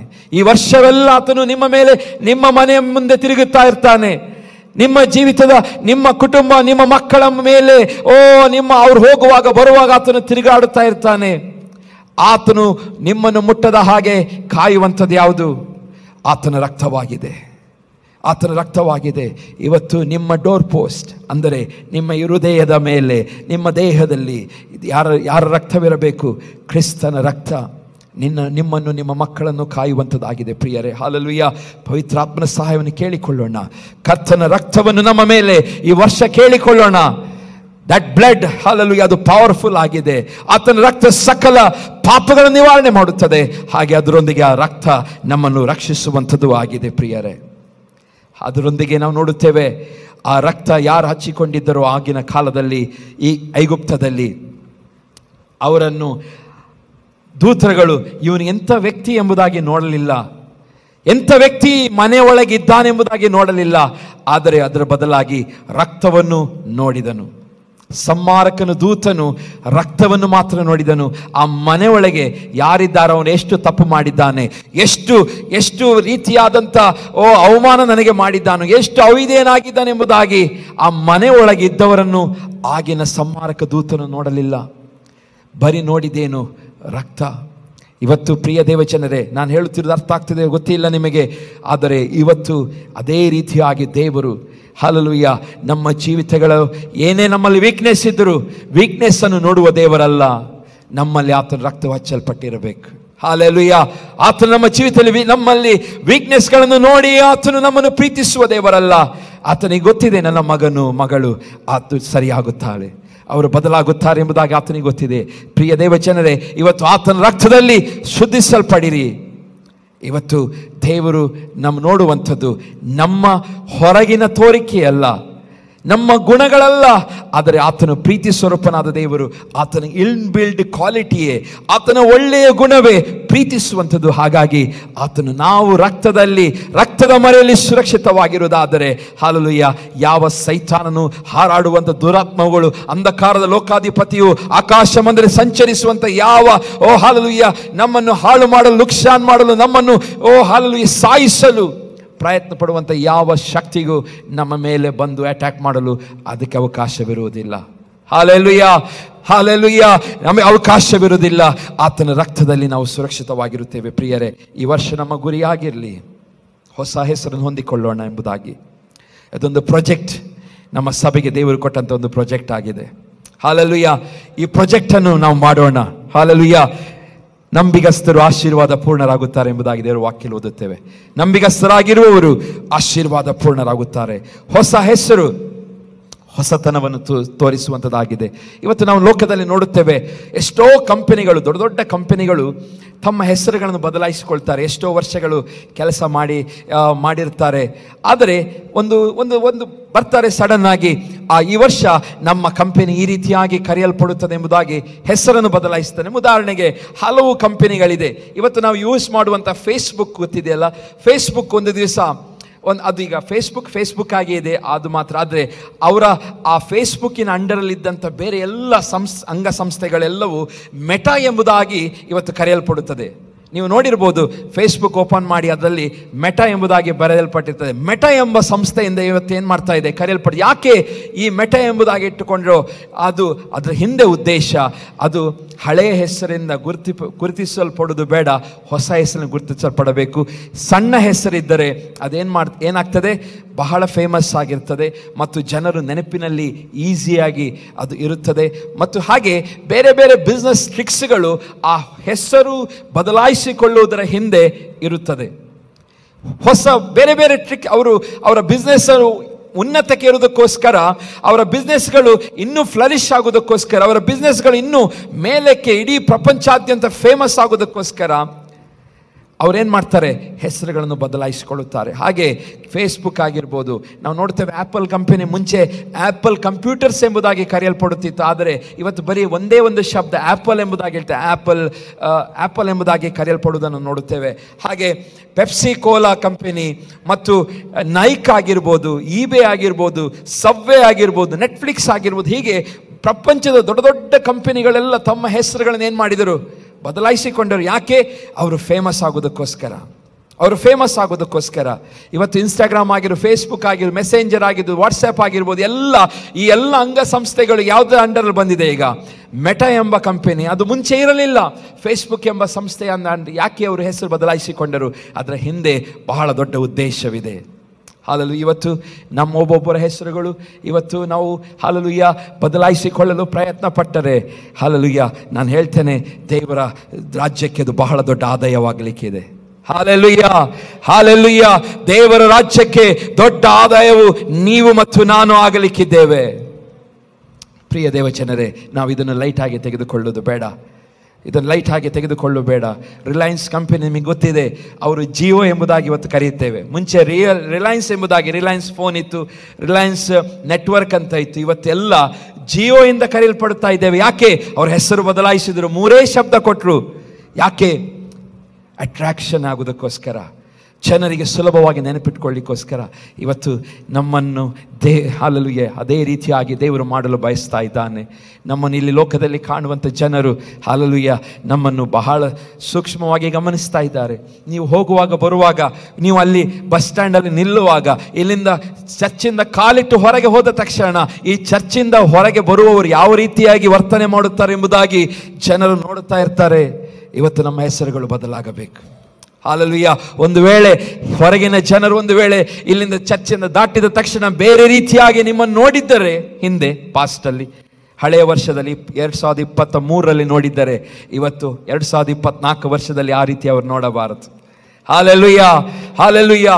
ನಿಮ್ಮನ್ನು ಒಂದು ವ್ಯತ್ಯಾಸವುಳ್ಳ ಜನರಾಗಿ ಅವರು ಕಾಣಬೇಕು. ನಿಮ್ಮ ಮನೆಯ ಪಕ್ಕದಲ್ಲಾಗಿರ್ಬೋದು, ನಿಮ್ಮ ಕೆಲಸದ ಸ್ಥಳದಲ್ಲಾಗಿರ್ಬೋದು, ನೀವು ಹಾಲೆಲೂಯಾ ಯಾವ ಸ್ಕೂಲ್ಗಳಲ್ಲಾಗಿರ್ಬೋದು, ಕಾಲೇಜ್ಗಳಲ್ಲಾಗಿರ್ಬೋದು, ಎಲ್ಲೇ ಆಗಿರಲಿ, ಜನರು ನೋಡುವಾಗ ನಿಮಗೆ ಒಂದು ಹೊಸ ಹೆಸರು ಬಂದಿರಬೇಕು. Hallelujah, hallelujah. ಇವನು ಮೋಸಗಾರನೆಂಬುದಾಗಿ ಹಿಂದೆ ಹೇಳ್ತಾ ಇರ್ಬೋದು. ಈ ವರ್ಷ ಹಾಲೆಲೂಯಾ ಆತನು ಮೋಸಗಾರನೆಂಬುದಾಗಿ ನಮ್ಮ ಹೆಸರುಗಳು ಬದಲಾಗಬೇಕು. ಮೋಸಗಾರ ಎಂಬುದಾಗಿ ಇರಬಾರ್ದು. ಹಾಲೆಲೂಯಾ. ಇವನು ಎಲ್ಲದರಲ್ಲಿ ಕಮಿಷನ್ ತಗೊಳ್ತಾನೆ ಎಂಬುದಾಗಿ ಹೇಳುವಂಥ ಜನ ನಾವು ಆಗಿರಬಾರದು. ಅಥವಾ ಇನ್ನೂ ಏನೇನೋ ನೀವೇ ಸೇರಿಸ್ಕೊಳ್ಳಿ, ನಿಮಗೆ ಗೊತ್ತಿದೆ. ನಿಮ್ಮ ಉದ್ಯೋಗಗಳಲ್ಲಿ ನೀವು ಮಾಡುವಂಥ ಎಲ್ಲ ವಿಷಯಗಳು ನಿಮಗೆ ಗೊತ್ತಿದೆ, ನೀವು ಅದನ್ನು ಸೇರಿಸ್ಕೊಳ್ಳಿ. ನಾನು ನನಗೆ ನೆನಪು ಬಂದದ್ದು ಹೇಳಿದೆ. ಪ್ರಿಯ ದೇವಜನರೇ, ಇವತ್ತು ನಮ್ಮ ಜೀವಿತಗಳು ಸಂಪೂರ್ಣವಾಗಿ ಮಾರ್ಪಡಲಿ. ಹೊಸ ಹೆಸರು ಇಡುವಂಥ ಹಿಂದೆ ಉದ್ದೇಶ ಅಲ್ಲೆಲೂಯಾ, ಅದು ಸಾಮಾನ್ಯವಾದದಲ್ಲ. ಅದರ ಹಿಂದೆ ಒಂದು ದೊಡ್ಡ ಉದ್ದೇಶವಿರುತ್ತದೆ. ಹಾಲೆಲೂಯಾ. ಅರ್ಥವಾಗ್ತಾ ಇದೆ ನಾನು ಹೇಳುವಂಥದ್ದು? ನಮ್ಮ ಜೀವಿತಗಳಲ್ಲಿ ಹೊಸ ಹೆಸರುಗಳು ಅಂದರೆ ನಾನಿರುವಂಥ ಸ್ಟೀಫನ್ ಹೆಸರು ಚೇಂಜ್ ಆಗುವಂಥದ್ದಲ್ಲ. ನಿಮ್ಮ ಒಬ್ಬೊಬ್ಬರ ಹೆಸರಿಗೆ ಉತ್ತಮವಾದಂಥ ಮೀನಿಂಗ್ ಇದೆ, ಅರ್ಥಗಳಿದೆ. ಆ ಅರ್ಥಕ್ಕೆ ಸರಿಯಾಗಿ ನಾವು ಜೀವಿಸಬೇಕೆಂಬುದಾಗಿಯೂ ಸಹ ದೇವರು ಬಯಸುತ್ತಾನೆ. ನನ್ನ ಹೆಸರಿನ ಅರ್ಥ ಏನು? ಡಿಲೈಟ್ ಎಂಬುದಾಗಿ ಅದಿದೆ. ಹಾಗೆ ಒಬ್ಬೊಬ್ಬರು, ಈಗ ರೂಪೇಶ್ ಅಂತ ತಿಳಿದುಕೊಂಡ್ರೆ, ರೂಪೇಶ್ ಅವರ ಹೆಸರಿಗೆ, ಅವರ ಹೆಸರು ನಾನು ಸರ್ಚ್ ಮಾಡ್ತಾ ಇದ್ದೆ, ಅದು ಕೈ ಏನೋ ಬರ್ತದೆ, ಬಹಳ ಕೈಗಳ, ಕೆಲವು ಕೈಗಳು ಏನೋ, ಅದರ ಅರ್ಥ ಬಹಳ ಅವರಿಗೆ, ಅವರ ಹಿಂದೂ ಸಂಪ್ರದಾಯದಲ್ಲಿ ಅದಕ್ಕೆ ಬಹಳ ಅರ್ಥವನ್ನು ಕೊಡುವಂಥದ್ದಾಗಿದೆ. ಹಾಗೆ ನಾವು ಪ್ರಿಯ ದೇವಜನರೇ ಹೊಸ ಹೆಸರನ್ನು ಪಡೆದುಕೊಳ್ಳಬೇಕು. ಕಂಪನಿಗಳು ಅವರ ಕಾಂಪಿಟೇಷನ್ಗಳ ನಿಮಿತ್ತವಾಗಿ ಅವರೇನು ಮಾಡ್ತಾರೆ, ಹೆಚ್ಚಾಗಿ ಹೆಸರುಗಳನ್ನು ಬದಲಾಯಿಸ್ತಾರೆ. ಬ್ರ್ಯಾಂಡ್ ನೇಮ್ ಫೇಮಸ್ ಆಗಬೇಕೆಂಬುದಾಗಿ ಹೆಸರು ಬದಲಾಯಿಸಿಕೊಳ್ಳುತ್ತಾರೆ. ದೊಡ್ಡದಾಗಿ ಬೆಳೆದಕ್ಕೋಸ್ಕರ ಹೆಸರನ್ನು ಬದಲಾಯಿಸಿಕೊಳ್ತಾರೆ. ಹಾಗೆ ಸುಲಭವಾಗಿ ಜನರು ಗುರುತಿಸಬೇಕೆಂಬುದಾಗಿ ಹೆಸರನ್ನು ಬದಲಾಯಿಸಿಕೊಳ್ಳುತ್ತಾರೆ. ಹಾಲೆಲೂಯಾ. ಮತ್ತು ಗೂಗಲ್ ಸರ್ಚಲ್ಲಿ ಸರ್ಚ್ ಮಾಡುವಾಗ ಸುಲಭವಾಗಿ ಸರ್ಚ್ ಮಾಡಲಿಕ್ಕೆ ಆಗುವಂಥ ಒಂದು ಶಬ್ದವನ್ನು ಅವರು ಹುಡುಕಿ ಅದನ್ನು ಉಪಯೋಗಿಸ್ತಾರೆ. ಇವತ್ತು KFC ನೋಡಿದ್ದೀರಿ, KFCಯ ಫುಲ್ ಫಾರ್ಮ್ ಬಹಳ ದೊಡ್ಡಿದೆ, ಕ್ಯಾಂಟಿಂಗನ್ ಫ್ರೈಡ್ ಚಿಕನ್ ಸಮಥಿಂಗ್ ಏನೋ ಇದೆ. ಆದರೆ ಅವರು ಏನು ಮಾಡ್ತಾರೆ, KFC ಎಂಬುದಾಗಿ ಶಾರ್ಟ್ ಆಗಿಟ್ರು. ಯಾಕೆ? ಹೋಗೋರೆ ಬರೋರೆಲ್ಲ ಸಣ್ಣ ಮಗುವಿಗೆ ಸಮೇತ 2 ವರ್ಷ ಮಗುವಿಗೆ ಸಹ ಗೊತ್ತಿರಬೇಕು, ನೀವು ಎಲ್ಲಿ ಹೋಗ್ಬೇಕಂತ ಕೇಳಿದರೆ KFC ಹೇಳಬೇಕೆಂಬುದಾಗಿ ಆ ಮಕ್ಕಳಿಗೆ ಈಸಿ ಆಗುವ ಹಾಗೆ ಅವು KFC ಎಂಬುದಾಗಿ ಇಟ್ಟಿದ್ದ. ನಾವು ಸಹ ಬೆಥೆಲ್ ಪೆಂಟೆಕಾಸ್ಟಲ್ ಚರ್ಚನ್ನು BPC ಎಂಬುದಾಗಿ ಇಟ್ಟೆವು. ಯಾಕೆ ಇಟ್ಟೆವು? ಹಾಲೆಲೂಯಾ, ಸುಲಭವಾಗಿ ನಾವು ನಮ್ಮ ಸಭೆಯನ್ನು ಗುರುತಿಸಬಹುದು ಎಂಬುದಾಗಿ. ಹಾಗೆ ಪ್ರಿಯ ದೇವಜನರೇ, ಅದಕ್ಕೊಂದು ಉತ್ತಮವಾದ ಲೋಗ ನಮ್ಮ ಸಹೋದರರು ಮಾಡಿದರು. ಹಾಗೆ ಈ ಪ್ರಿಯ ದೇವಜನ ನಾವು ಏನೇ ಮಾಡಿದರು ಅದರ ಹಿಂದೆ ಅದಕ್ಕೇನಿದೆ ಉದ್ದೇಶ. ಇವತ್ತು ನಮ್ಮ ಸಭೆಗೆ ದೇವರು ಹೊಸ ಹೆಸರನ್ನು ಕೊಡುತ್ತೇನೆ ಎಂಬುದಾಗಿ ಹೇಳಿದ್ದಾನೆ. ಆ ಹೆಸರಿನ ಹಿಂದೆ ಉದ್ದೇಶ ಒಂದು ದೊಡ್ಡದಾಗಿದೆ. Hallelujah, hallelujah. ದೊಡ್ಡದಾಗಿದೆ. ಅದನ್ನು ಪಡೆದುಕೊಳ್ಳಲಿಕ್ಕೆ ನಾವು ಪ್ರಯತ್ನ ಪಡೋಣ. ಸುಲಭವಾಗಿ ನೆನಪಿಡುವುದಕ್ಕೋಸ್ಕರ ಈ ಬದಲಾಯಿಸಿಕೊಳ್ಳುತ್ತಾರೆ. ಹಾಲೆಲೂಯಾ. ನಾವು ನಮ್ಮ ಮನೆಗಳಲ್ಲಿ ಮಗು ಹುಟ್ಟಿದಾಗ ನಾವು ಬಹಳ ನಿರೀಕ್ಷೆಯಿಂದ ನಮ್ಮ ತಂದೆ ತಾಯಿಗಳು ನನಗೆ ಹೆಸರಿಡುವಾಗ ಬಹಳ ನಿರೀಕ್ಷೆ ಇಟ್ಟುಕೊಂಡು ಒಂದು ಹೆಸರಿಟ್ಟರು. ಒಳ್ಳೆ ಬರೀ ಸುಂದರವಾಗಿ ಅದು ಸುಂದರವಾಗಿದೆ ಎಂಬುದಾಗಿ ಅಥವಾ ಒಳ್ಳೆಯದಾಗಿದೆ ಎಂಬುದಾಗಿ ಅದಕ್ಕೋಸ್ಕರ ಇಡಲಿಲ್ಲ. ಅದರ ಹಿಂದೆ ಇಡಬೇಕಾದರೆ ಒಂದು ಉದ್ದೇಶವನ್ನು ಇಟ್ಕೊಂಡು ಅವರು ಇಟ್ಟಿರ್ತಾರೆ. ನನ್ನನ್ನು ಸೇವೆಗೆ ಪ್ರತಿಷ್ಠಿಸಿ ಅವರು ಈ ಹೆಸರನ್ನು ನನಗೆ ಇಟ್ಟರು. ಅದೇ ರೀತಿ ನಿಮ್ಮ ತಂದೆ ತಾಯಿಗಳು ಸಹ ಹಾಗೆ, ನೀವುಗಳ ಹಾಗೆ ನಿಮ್ಮ ಹೆಸರುಗಳನ್ನು ಸುಮ್ಮನೆ ಆಕಸ್ಮಿಕವಾಗಿ ದೇವರು ಇಡುವ ಹಾಗೆ ಮಾಡಲಿಲ್ಲ. ಪ್ರತಿಯೊಂದು ಮಕ್ಕಳ ಜೀವಿತಗಳ ಹೆಸರು ಇಡುವಾಗ ನಾವು ನೆನೆಸ್ಕೊಳ್ತೇವೆ ನಾವೇ ಸುಮ್ಮನೆ ಇಟ್ಟಿದ್ದೇವೆ ಎಂಬುದಾಗಿ. ಇಲ್ಲ, ದೇವರು ತಾನೇ ಒಂದೊಂದು ಮಕ್ಕಳ ಹೆಸರಿಡುವಾಗ ಮಧ್ಯಸ್ಥಿಕೆ ವಹಿಸ್ತಾನೆ. ಆತನೇ ಅದು ಹೆಸರಿಡುವಾಗ. ಯಾಕೆಂದರೆ ನೀವು 1000 ಹೆಸರುಗಳನ್ನು ಹುಡುಕಿರ್ತೀರಿ, ಅದರಲ್ಲಿ ಒಂದನ್ನು ಆರಿಸಿಕೊಳ್ಳುವಂಥದ್ದು ಅದು ಸಾಧಾರಣ ಕೆಲಸವಲ್ಲ. ದೇವರು ತಾನೇ ಹಲ್ಲೆಲೂಯಾ ಈ ಹೆಸರನ್ನು ಇಡಬೇಕೆಂಬುದಾಗಿ ನಿಮಗೆ ಪ್ರೇರೇಪಣೆಯನ್ನು ಕೊಟ್ಟಿರ್ತಾನೆ. ಹಲ್ಲೆಲೂಯಾ. ಕೆಲವರು ಹೆಸರು ವಿವೇಕ ಎಂಬುದಾಗಿರುತ್ತದೆ, ಆದರೆ ವಿವೇಕವೇ ಇರುವುದಿಲ್ಲ. ಕೆಲವರ ಹೆಸರು ಸಂತೋಷ ಎಂಬುದಾಗಿರ್ತದೆ, ಸಂತೋಷವೇ ಇರುವುದಿಲ್ಲ. ಕೆಲವೊಂದು ಸಾರಿ ಜ್ಯೋತಿ ಎಂಬುದಾಗಿ ಹೆಸರಿರುತ್ತದೆ, ಆದರೆ ಅವರ ಜೀವಿತದಲ್ಲಿ ಬೆಳಕೇ ಇರುವುದಿಲ್ಲ. ಇವತ್ತು ಆ ರೀತಿಯಾದ ಪರಿಸ್ಥಿತಿಗಳು ನಮ್ಮದಾಗಿದೆ. ಮತ್ತು ನಾವು ನೋಡುತ್ತೇವೆ ಹಲ್ಲೆಲೂಯಾ ಏನೇನೋ ಹೆಸರುಗಳು ನಾವು ಇಡ್ತೇವೆ, ಆದರೆ ಶಾಲೋಮ್ ಎಂಬುದಾಗಿರ್ತೇವೆ ಬೈಬಲ್ ಹೆಸರು, ಆದರೆ ಸಮಾಧಾನವಿರುವುದಿಲ್ಲ. ಇಮ್ಮಾನುವೇಲ್ ಎಂಬುದಾಗಿರ್ತೇವೆ ಗಾಡ್ ವಿತ್ ಅಸ್, ಆದರೆ ಅವರಲ್ಲಿ ದೇವರೇ ಇರುವುದಿಲ್ಲ. ಈ ರೀತಿಯಾದಂಥ ಪರಿಸ್ಥಿತಿಗಳಲ್ಲಿ ನಾವಿದ್ದೇವೆ ಪ್ರಿಯರೇ.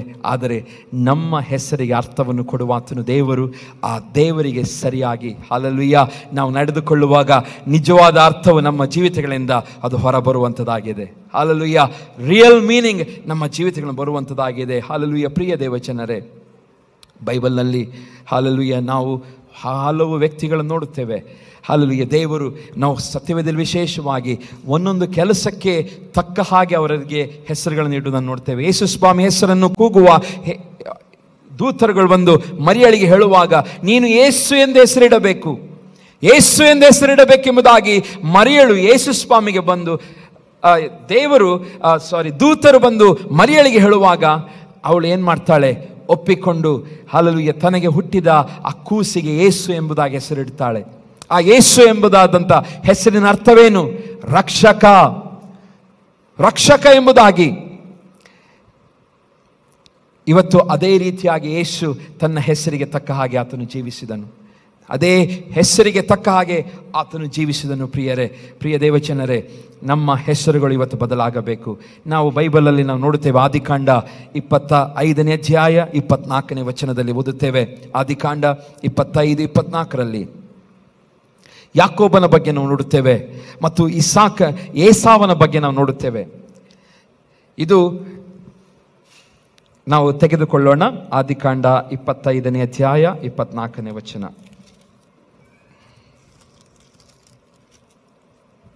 ಯಾರಾದರೂ ಒಬ್ರು ದಯಮಾಡಿ ಓದಿ.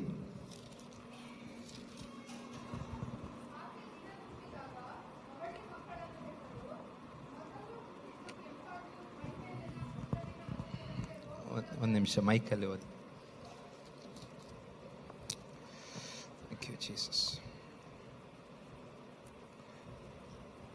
ಆಕೆ ದಿನ ತುಂಬಿದ ಮಕ್ಕಳನ್ನು ಹೆತ್ತಳು. ಹುಟ್ಟಿದ್ದು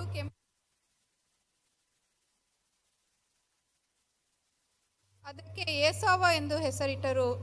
ಎರಡನೆಯ ಶಿಶುವು ಏಸಾವನ ಹಿಮ್ಮಡಿಯನ್ನು ಕೈಯಿಂದ ಹಿಡುಕೊಂಡು ಹುಟ್ಟಿದ್ದರಿಂದ ಅದಕ್ಕೆ ಯಾಕೋಬ ಎಂದು ಹೆಸರಿಟ್ಟರು. ಹಲ್ಲೆಲೂಯಾ. ಇಲ್ಲಿ ನಾವು ನೋಡುವಂಥದ್ದು, ಇಲ್ಲಿ ಅಬ್ರಹಾಮನ ಚರಿತ್ರೆಯನ್ನು ನಾವು ನೋಡುತ್ತೇವೆ. ಅಬ್ರಹಾಮನಿಗೆ ಇಸಾಕ ಹುಟ್ಟುತ್ತಾನೆ. ಇಸಾಕ ಹುಟ್ಟಿದಾಗ ಇಸಾಕನ 2 ಮಕ್ಕಳು ಯಾಕೋಬ ಮತ್ತು ಏಸಾವ. ಅವರಿಗಿಬ್ಬರು ದೇವರು ಮಕ್ಕಳನ್ನು ಅನುಗ್ರಹಿಸ್ತಾರೆ. ಈ ಮಕ್ಕಳು ಹುಟ್ಟುವಾಗ ಅವರು ಅವಳಿ ಜವಳಿಗಳಾಗಿ ಹುಟ್ಟುತ್ತಾರೆ. ಹೇಗೆ ಹುಟ್ಟುತ್ತಾರೆ? ಅವರು ಟ್ವಿನ್ಸ್ ಆಗಿರ್ತಾರೆ.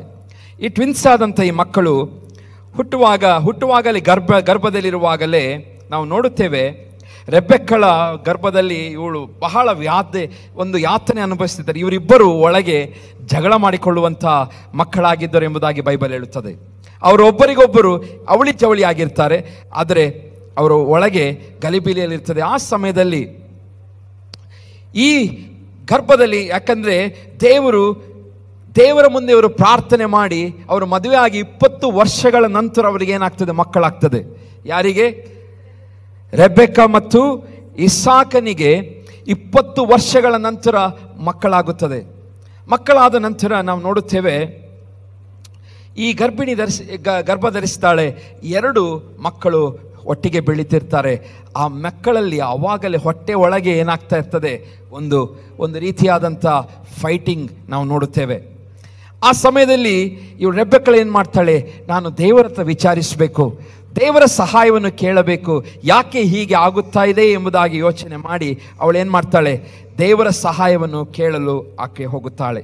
ನಾವೆಲ್ಲ ಓದುತ್ತೇವೆ, ಆಕೆ ಗರ್ಭದಲ್ಲಿ ಶಿಶುಗಳು ಒಂದನ್ನೊಂದು ನೂಕಿಕೊಂಡಾಗ 22ನೇ ವಚನ, ಆಕೆಯು ಹೀಗಾದರೆ ನಾನು ಯಾಕೆ ಬದುಕಬೇಕು ಎಂದು ಹೇಳಿ ಇದರ ವಿಷಯದಲ್ಲಿ ಯೆಹೋವನ ಸನ್ನಿಧಾನದಲ್ಲಿ ವಿಚಾರಿಸುವುದಕ್ಕೆ ಹೋಗ್ತಾಳೆ. ಯೆಹೋವನ ಆಕೆಗೆ ಹೇಳ್ತಾಳೆ, ನಿನ್ನ ಗರ್ಭದಲ್ಲಿ 2 ಜನಾಂಗಗಳು ಅವೆ. ಆ 2 ಜನಾಂಗಗಳು ಜನ್ಮಾರಭ್ಯ ವಿರೋಧದಿಂದ ಭೇದವಾಗುವವು. ಅವುಗಳಲ್ಲಿ ಒಂದು ಮತ್ತೊಂದಕ್ಕಿಂತ ಬಲಿಷ್ಠವಾಗುವುದು. ಹಿರಿಯದು ಕಿರಿಯದಕ್ಕೆ ಸೇವೆ ಮಾಡುವುದು ಎಂದು ಹೇಳಿದನು.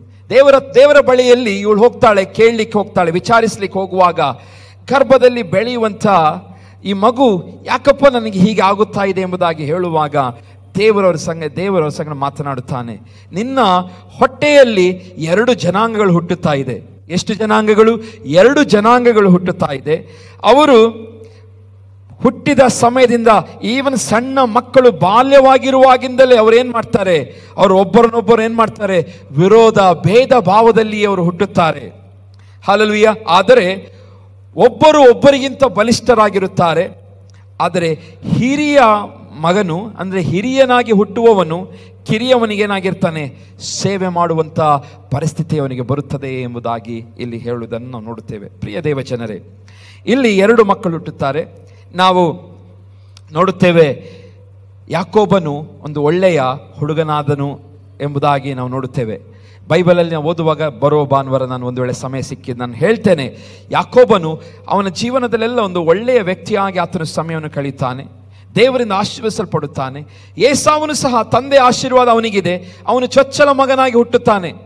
ಚೊಚ್ಚಲ ಮಗನಾಗಿ ಹುಟ್ಟಿದರೂ ಸಹ ಅವನು ತನ್ನ ಚೊಚ್ಚಲತನದ ಹಕ್ಕನ್ನು, ಅಲ್ಲಿ ಮುಂದಿನ ವಚನಗಳು ಓದುವಾಗ 29ನೇ ವಚನದಿಂದ ಓದುವಾಗ ಗೊತ್ತಾಗ್ತದೆ, ಅವನು ಒಂದು ಹೊತ್ತಿನ ಊಟಕ್ಕೋಸ್ಕರ ಏನು ಮಾಡ್ತಾನೆ? ಮಾರಿಬಿಡ್ತಾನೆ. ತನಗೆ ದೇವರಿಟ್ಟಂಥ ಪರಲೋಕದ ಆಶೀರ್ವಾದ, ತಂದೆಯಿಂದ ಬರಬೇಕಾದಂಥ ಶ್ರೇಷ್ಠವಾದಂಥ ಆಶೀರ್ವಾದವನ್ನು ಏನೇನು ಮಾಡ್ತಾನೆ? ಏಸಾವನು ಒಂದು ಹೊತ್ತಿನ ಊಟಕ್ಕೋಸ್ಕರ ಅವನೇನು ಮಾಡ್ತಾನೆ? ಅದನ್ನು ತನ್ನ ತಮ್ಮನಿಗೆ ಮಾರಿಬಿಡ್ತಾನೆ. ನೀನು ಊಟ ಕೊಟ್ಟರೆ ನನ್ನ ಚೊಚ್ಚಲತನದ ಹಕ್ಕನ್ನು ನಿನಗೆ ಕೊಡುತ್ತೇನೆ ಎಂಬುದಾಗಿ ನಾವು ಓದಿಕೊಳ್ಳೋಣ. ಒಂದು ದಿನ ಯಾಕೋಬನು ಅಡಿಗೆ ಮಾಡುತ್ತಿರುವಾಗ, ಯಾಕೋಬನು ಅಂದರೆ ಇವನ ತಮ್ಮ, ಯಾರು? ಏಸಾವನ ತಮ್ಮ. ಏಸಾವನು ಕಾಡಿನಿಂದ ದಣಿದು ಬಂದು ಅವನಿಗೆ, ನಾನು ಬಹು ದಣಿದು ಬಂದಿದ್ದೇನೆ, ಆ ಕೆಂಪಾದ ರುಚಿ ಪದಾರ್ಥವನ್ನು ಈಗಲೇ ತಿನ್ನುವುದಕ್ಕೆ ಕೊಡಪ್ಪ ಎಂದು ಕೇಳಿದನು. ಈಗ ಈ ಸಂಗತಿಯಿಂದ ಏಸಾವನಿಗೆ ಏದೋಮ್ ಎಂದು ಹೆಸರಾಯಿತು. ಇಲ್ಲಿ ಏಸಾವನಿಗೆ ಏದೋಮ್ ಎಂಬುದಾಗಿ ಹೆಸರಾಯಿತು. ಯಾಕಂತೇಳಿದರೆ ಅವನು ಕೆಂಪಾದ ರುಚಿಯಾದಂಥ ಆಹಾರವನ್ನು ಯಾರು ಮಾಡ್ತಾ ಇದ್ರು? ಯಾಕೋಬನು ಮಾಡುತ್ತಿದ್ದನ್ನು ನೋಡಿ ಅದನ್ನು ತಿನ್ನಬೇಕೆಂಬುದಾಗಿ ಆಶೆ ಪಟ್ಟ ನಿಮಿತ್ತವಾಗಿ ಅವನ ಹೆಸರನ್ನು ಏಸಾವನಿಂದ ಏದೋಮಿಗೆ ಅದು ಮಾರ್ಪಡುತ್ತದೆ. ಅವನ ಹೆಸರು ಬದಲಾಗುತ್ತದೆ, ಏದೋಮ್ ಎಂಬುದಾಗಿ. ಅದೊಂದು ದೊಡ್ಡ ಜನಾಂಗವಾಗಿ ಬೆಳೆಯುವುದನ್ನು ನಾವು ಮುಂದಿನ ದಿನಗಳಲ್ಲಿ ನೋಡ್ತೇವೆ. ಈ ಏದೋಮ್ ಎಂಬ ಯಾವಾಗಲೂ ಇಸ್ರಾಯೇಲರೊಂದಿಗೆ ಹೋರಾಡುವುದನ್ನು ನಾವು ಗಮನಿಸುವುದು. ಬೈಬಲ್ ಉದ್ದಕ್ಕೂ ಈ ಏದೋಮ್ ಮತ್ತು ಇಸ್ರಾಯೇಲರ್ ಅಂದರೆ ಯಾಕೋಬನಿಗೆ ದೇವರು ಮತ್ತೆ ಹೆಸರನ್ನು ಬದಲಾಯಿಸಿ ಇಸ್ರಾಯೇಲ್ ಎಂಬುದಾಗಿ ಇಡುತ್ತಾನೆ. ಏದೋಮ್ ಯಾಕೋಬನಿಗೆ ಯಾಕೋಬನು ಆತನು ಬೆಳೆಯುತ್ತಾ ಬರುವಾಗ ದೇವರಿಗೆ ಸರಿಯಾಗಿ ನಡೆದುಕೊಳ್ಳುತ್ತಾನೆ. ಆತನು ದೇವರ ಮುಂದೆ ಪಶ್ಚಾತ್ತಾಪ ಪಡುತ್ತಾನೆ, ಕ್ಷಮೆಯನ್ನು ಕೇಳುತ್ತಾನೆ, ಆತನು ತಪ್ಪುಗಳನ್ನು ಮಾಡುತ್ತಾನೆ. ಆದರೂ ಸಹ ದೇವರೊಂದಿಗೆ ಕ್ಷಮೆಯನ್ನು ಕೇಳುವಾಗ ದೇವರವನು ಯಾಕೋಬ ಹೆಸರಿಂದ ಅವನಿಗೆ ಇಸ್ರಾಯೇಲ್ ಎಂಬುದಾಗಿ ಬದಲಾಯಿಸುತ್ತಾನೆ. ಈ ಇಸ್ರಾಯೇಲ್ ಆತನ ಜನಾಂಗ, ಯಾಕೋಬನ ಸಂತತಿ ಮತ್ತು ಏಸಾವನ ಸಂತತಿ, ಏದೋಮ್ನವರು ಯಾವಾಗಲೂ ಇಲ್ಲಿ ವಾಕ್ಯದಲ್ಲಿ ಬರೆಯಲ್ಪಟ್ಟ ಹಾಗೆ ಅವರು ಏನು ಮಾಡ್ತಾ ಇರ್ತಾರೆ? ಸತ್ಯ ಇವತ್ತಿನವರೆಗೂ ಆ ಏದೋಮ್ ಮತ್ತು ಇಸ್ರಾಯೇಲ್ ನಡುವೆ ಯಾವಾಗಲೂ ಗಲಾಟೆಗಳು ಇವತ್ತಿನವರೆಗೂ ನಡೆಯುತ್ತಾ ಇದೆ. ಇವತ್ತಿನವರೆಗೂ ಇವತ್ತು ನಾವು ನೋಡುತ್ತಿರುವಂಥ ಇವತ್ತು ಯುದ್ಧಗಳು ಯಾವುದು? ಇದು ದೇವರ ವಾಕ್ಯದಲ್ಲಿ ಅಂದು ಅಲ್ಲೂ ಎಷ್ಟೋ ಸಾವಿರ ವರ್ಷಗಳ ಹಿಂದೆ ಬರೆಯಲ್ಪಟ್ಟ ಮಾತುಗಳು. ಅಂದಿನವರೆಗೂ ಇವತ್ತು ಅಣ್ಣ ತಮ್ಮಂದಿರ ಫೈಟ್ಗಳು ನಡೆಯುತ್ತಾನೇ ಇದೆ. ಇವನು ಓದಿಕೊಳ್ಳೋಣ. ಇಲ್ಲಿ ಏಸಾವನಿಗೆ ಏದೋಮ್ ಎಂದು ಹೆಸರಾಯಿತು. ಯಾಕೋಬನು ಅವನಿಗೆ, ನೀನು ಮೊದಲು ನಿನ್ನ ಚೊಚ್ಚಲತನದ ಹಕ್ಕನ್ನು ನನಗೆ ಮಾರಿಬಿಡು ಅನ್ನಲು ಏಸಾವನು, ಆಗಲಿ, ನನ್ನಂಥ ಸಾಯುವವನಿಗೆ ಚೊಚ್ಚಲತನಿಂದ ಪ್ರಯೋಜನವೇನು ಅಂದನು. ಯೆಹೋವನು ಮೊದಲು ಪ್ರಯಾಣ ಮಾಡು ಅಂದಾಗ ಏಸಾವನು ಪ್ರಯಾಣ ಮಾಡಿ ಅವನಿಗೆ ತನ್ನ ಚೊಚ್ಚಲತನದ ಹಕ್ಕನ್ನು ಕೊಟ್ಟುಬಿಟ್ಟು, ಆಗ ಯಾಕೋಬನು ಏಸಾವನಿಗೆ ರೊಟ್ಟಿಯನ್ನು ಅಲಸಂದೆ ಗುಗ್ಗರಿಗಳನ್ನು ಕೊಟ್ಟನು. ಏಸಾವನು ತಿಂದು ಕುಡಿದು ಎದ್ದು ಹೋದನು. ಹೀಗೆ ಅವನು ತನ್ನ ಚೊಚ್ಚಲತನದ ಹಕ್ಕನ್ನು ತಾತ್ಸಾರ ಮಾಡಿದನು. ಹಲ್ಲೆಲೂಯಾ. ಇಲ್ಲಿ ನಾವು ನೋಡುವಂಥ ಸಂಗತಿ ಏನು ಹೇಳ್ತಿದೆ? ಏಸಾವನು ತನಗೆ ದೇವರಿಂದ ಸಿಕ್ಕಂಥ ಆಶೀರ್ವಾದವನ್ನು ಯಾವುದಕ್ಕೆ? ತನ್ನ ಹೊಟ್ಟೆಗೋಸ್ಕರ, ತನ್ನ ಒಂದು ಹೊತ್ತಿನ ಊಟಕ್ಕೋಸ್ಕರ ಏನು ಮಾಡ್ತಾನೆ? ಆತನು ತನ್ನ ತಮ್ಮನಾದ ಯಾಕೋಬನಿಗೆ ಮಾರಿಬಿಡುತ್ತಾನೆ. ಹಾಗೆ ಆತನು ಆಶೆ ಪಟ್ಟಂಥ ಊಟದ ನಿಮಿತ್ತವಾಗಿ, ಅದು ಕೆಂಪಾದ ನಿಮಿತ್ತವಾಗಿ, ಹೀಬ್ರು ಭಾಷೆಯಲ್ಲಿ ಕೆಂಪು ಕಲರಿಗೆ ಏದೋಮ್ ಎಂಬುದಾಗಿ ಹೆಸರು. ಅವನಿಗೆ ಕೆಂಪು ಎಂಬುದಾಗಿ ಅವನಿಗೆ ಹೆಸರನ್ನು ಇಡುತ್ತಾರೆ. ಕೆಂಪು ಎಂಬುದಾಗಿ ಹೆಸರಿಡುತ್ತಾರೆ. ಯಾಕೆ? ಅವನು ಕೆಂಪಾದ ಸಂಗತಿಯನ್ನು, ಆ ಊಟವನ್ನು, ಸ್ಟೀವ್ ಎಂಬುದಾಗಿ ಇಂಗ್ಲಿಷ್ ಬೈಬಲಲ್ಲಿ ಇದೆ, ಸ್ಟೀವನ್ನು ಆಶೆ ಪಡುತ್ತಾನೆ. ಅವನ ಹೆಸರು ಏನಾಗ್ತದೆ? ಬದಲಾಗುತ್ತದೆ. ಇವತ್ತು ಪ್ರಿಯ ದೇವಜನರೇ, ನಮಗೆ ದೇವರು ಕೊಟ್ಟ ಆಶೀರ್ವಾದ ಬೇಡ. ದೇವರು ನನಗೆ ಕೊಡುವಂಥ ಆಶೀರ್ವಾದ ನನಗೆ ಅದು ಲೆಕ್ಕಕ್ಕಿಲ್ಲ ಎಂಬುದಾಗಿ ನೀವು ಹೋಗುವುದಾದರೆ ನಿಮ್ಮ ಹೆಸರುಗಳು ಒಳ್ಳೆಯದು ಒಂದು ವೇಳೆ ಇದ್ದರೂ ಅದು ನೆಗೆಟಿವ್ ಆಗಿ ಪರಿವರ್ತಿಸುತ್ತದೆ. ಜಾಗೃತಿಯಾಗಿರಿ. ಹಲ್ಲೆಲೂಯಾ. ಆಶೀರ್ವಾದದಿಂದನೇ ಹುಟ್ಟಿದಂಥ ಏಸಾವನು ಚೊಚ್ಚಲತನದ ಹಕ್ಕನ್ನು, ತಂದೆಯ ಪ್ರತಿಯೊಂದು ಆಶೀರ್ವಾದನು ಹೊಂದಲು ಅರ್ಹನಾಗಿ ಹುಟ್ಟಿದಂಥ ಏಸಾವನು, ಅವನು ಹಲ್ಲೆಲೂಯಾ ಮಾರಿಕೊಳ್ಳುತ್ತಾನೆ ಒಂದು ಹೊತ್ತಿನ ಊಟಕ್ಕೋಸ್ಕರ. ಮಾರಿಕೊಂಡಾಗ ಹಲ್ಲೆಲೂಯಾ ಅವನಿಗೆ ಸಿಕ್ಕ ಬಿರುದೇನು? ನೀನು ಕೆಂಪು ಏದೋಮ್ ಎಂಬುದಾಗಿ. ಏದೋಮ್ ಎಂಬುದಾಗಿ ನೀವು ಆ ಕೆಂಪು ಕಲರಿನ ಇತಿಹಾಸವನ್ನು ನೋಡುತ್ತಾ ನೀವು ಸ್ಟಡಿ ಮಾಡುತ್ತಾ ಹೋದರೆ, ಕೆಂಪು ಕಲರ್ ಕ್ರೂರತೆಯನ್ನು ತೋರಿಸುವಂಥದ್ದಾಗಿದೆ. ರೆಡ್ ಕಲರ್ ಯಾವಾಗಲೂ ಕ್ರೂರತೆಯನ್ನು ತೋರಿಸುವಂಥದ್ದಾಗಿದೆ, ಕೆಟ್ಟದ್ದನ್ನು ತೋರಿಸುವಂಥದ್ದಾಗಿದೆ, ಕೊಲೆಯನ್ನು ತೋರಿಸುವಂಥದ್ದಾಗಿದೆ, ನಮ್ಮಲ್ಲಿರುವಂತಹ ಕೆಟ್ಟ ವಿಚಾರ ಯೋಚನೆಯನ್ನು ತೋರಿಸುವಂಥದ್ದಾಗಿದೆ ಕೆಂಪು ಕಲರ್. ಪ್ರಿಯ ದೇವಜನರೇ, ಆ ಹೆಸರು ಅವನಿಗೆ ಸಿಕ್ಕಿತು. ಯಾವಾಗ? ದೇವರ ಆಶೀರ್ವಾದ ಬೇಡ ಎಂದು ಹೇಳಿ ಆತನು ತಿರಸ್ಕಾರ ಮಾಡಿದಾಗ. ಪ್ರಿಯ ದೇವಜನರೇ, ನಾವು ಕ್ರಿಸ್ತನಲ್ಲಿ ನಾವೆಲ್ಲರೂ ಆತನಿಂದ ಆಶೀರ್ವದಿಸಲ್ಪಟ್ಟವರಾಗಿದ್ದೇವೆ. ಇವತ್ತು ಒಂದು ವೇಳೆ ಈ ವರ್ಷದಲ್ಲಿ ನನಗೆ ಈ ಆಶೀರ್ವಾದ ಬೇಡ ಎಂಬುದಾಗಿ ನೀವು ತಿರಸ್ಕರಿಸಲ್ಪಡುವುದಾದರೆ, ಹಲ್ಲೆಲೂಯಾ, ಹೊಸ ಹೆಸರು ಇನ್ನೊಂದು ರೀತಿಯಲ್ಲಿ ಸಿಗುತ್ತದೆ. ಅದು ತಪ್ಪಾದಂಥ ಹೆಸರು ನಿಮಗೆ ಸಿಗಬಹುದು. ಜಾಗೃತಿಯಾಗಿರೋಣ.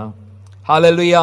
ಕೆಟ್ಟದಾದಂಥ ಜನರು ನಿಮ್ಮನ್ನು ಕೆಟ್ಟದಾಗಿ ನೋಡುವಂಥ ಹೆಸರು ನಿಮಗೆ ಸಿಗಬಹುದು. ಜಾಗೃತಿಯಾಗಿರೋಣ.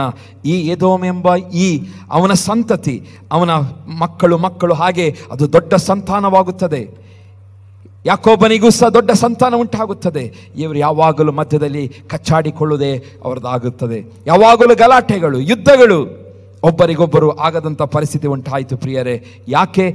ಏಸಾವನು ತನ್ನಲ್ಲಿರುವಂಥ ಆಶೀರ್ವಾದ ತಿರಸ್ಕರಿಸಿದ ನಿಮಿತ್ತವಾಗಿ, ತನಗೆ ದೇವರು ಕೊಡಬೇಕಾದಂಥ ಆಶೀರ್ವಾದವನ್ನು ತಿರಸ್ಕರಿಸಿದ ನಿಮಿತ್ತವಾಗಿ, ದೇವರು ಆಶೀರ್ವಾದ ಇಟ್ಟಿದ್ದಾನೆ, ಅದು ಬೇಡ ಎಂಬುದಾಗಿ ಹೇಳಿದ ನಿಮಿತ್ತವಾಗಿ. ಪ್ರಿಯರೇ, ಹಲ್ಲೆಲೂಯಾ.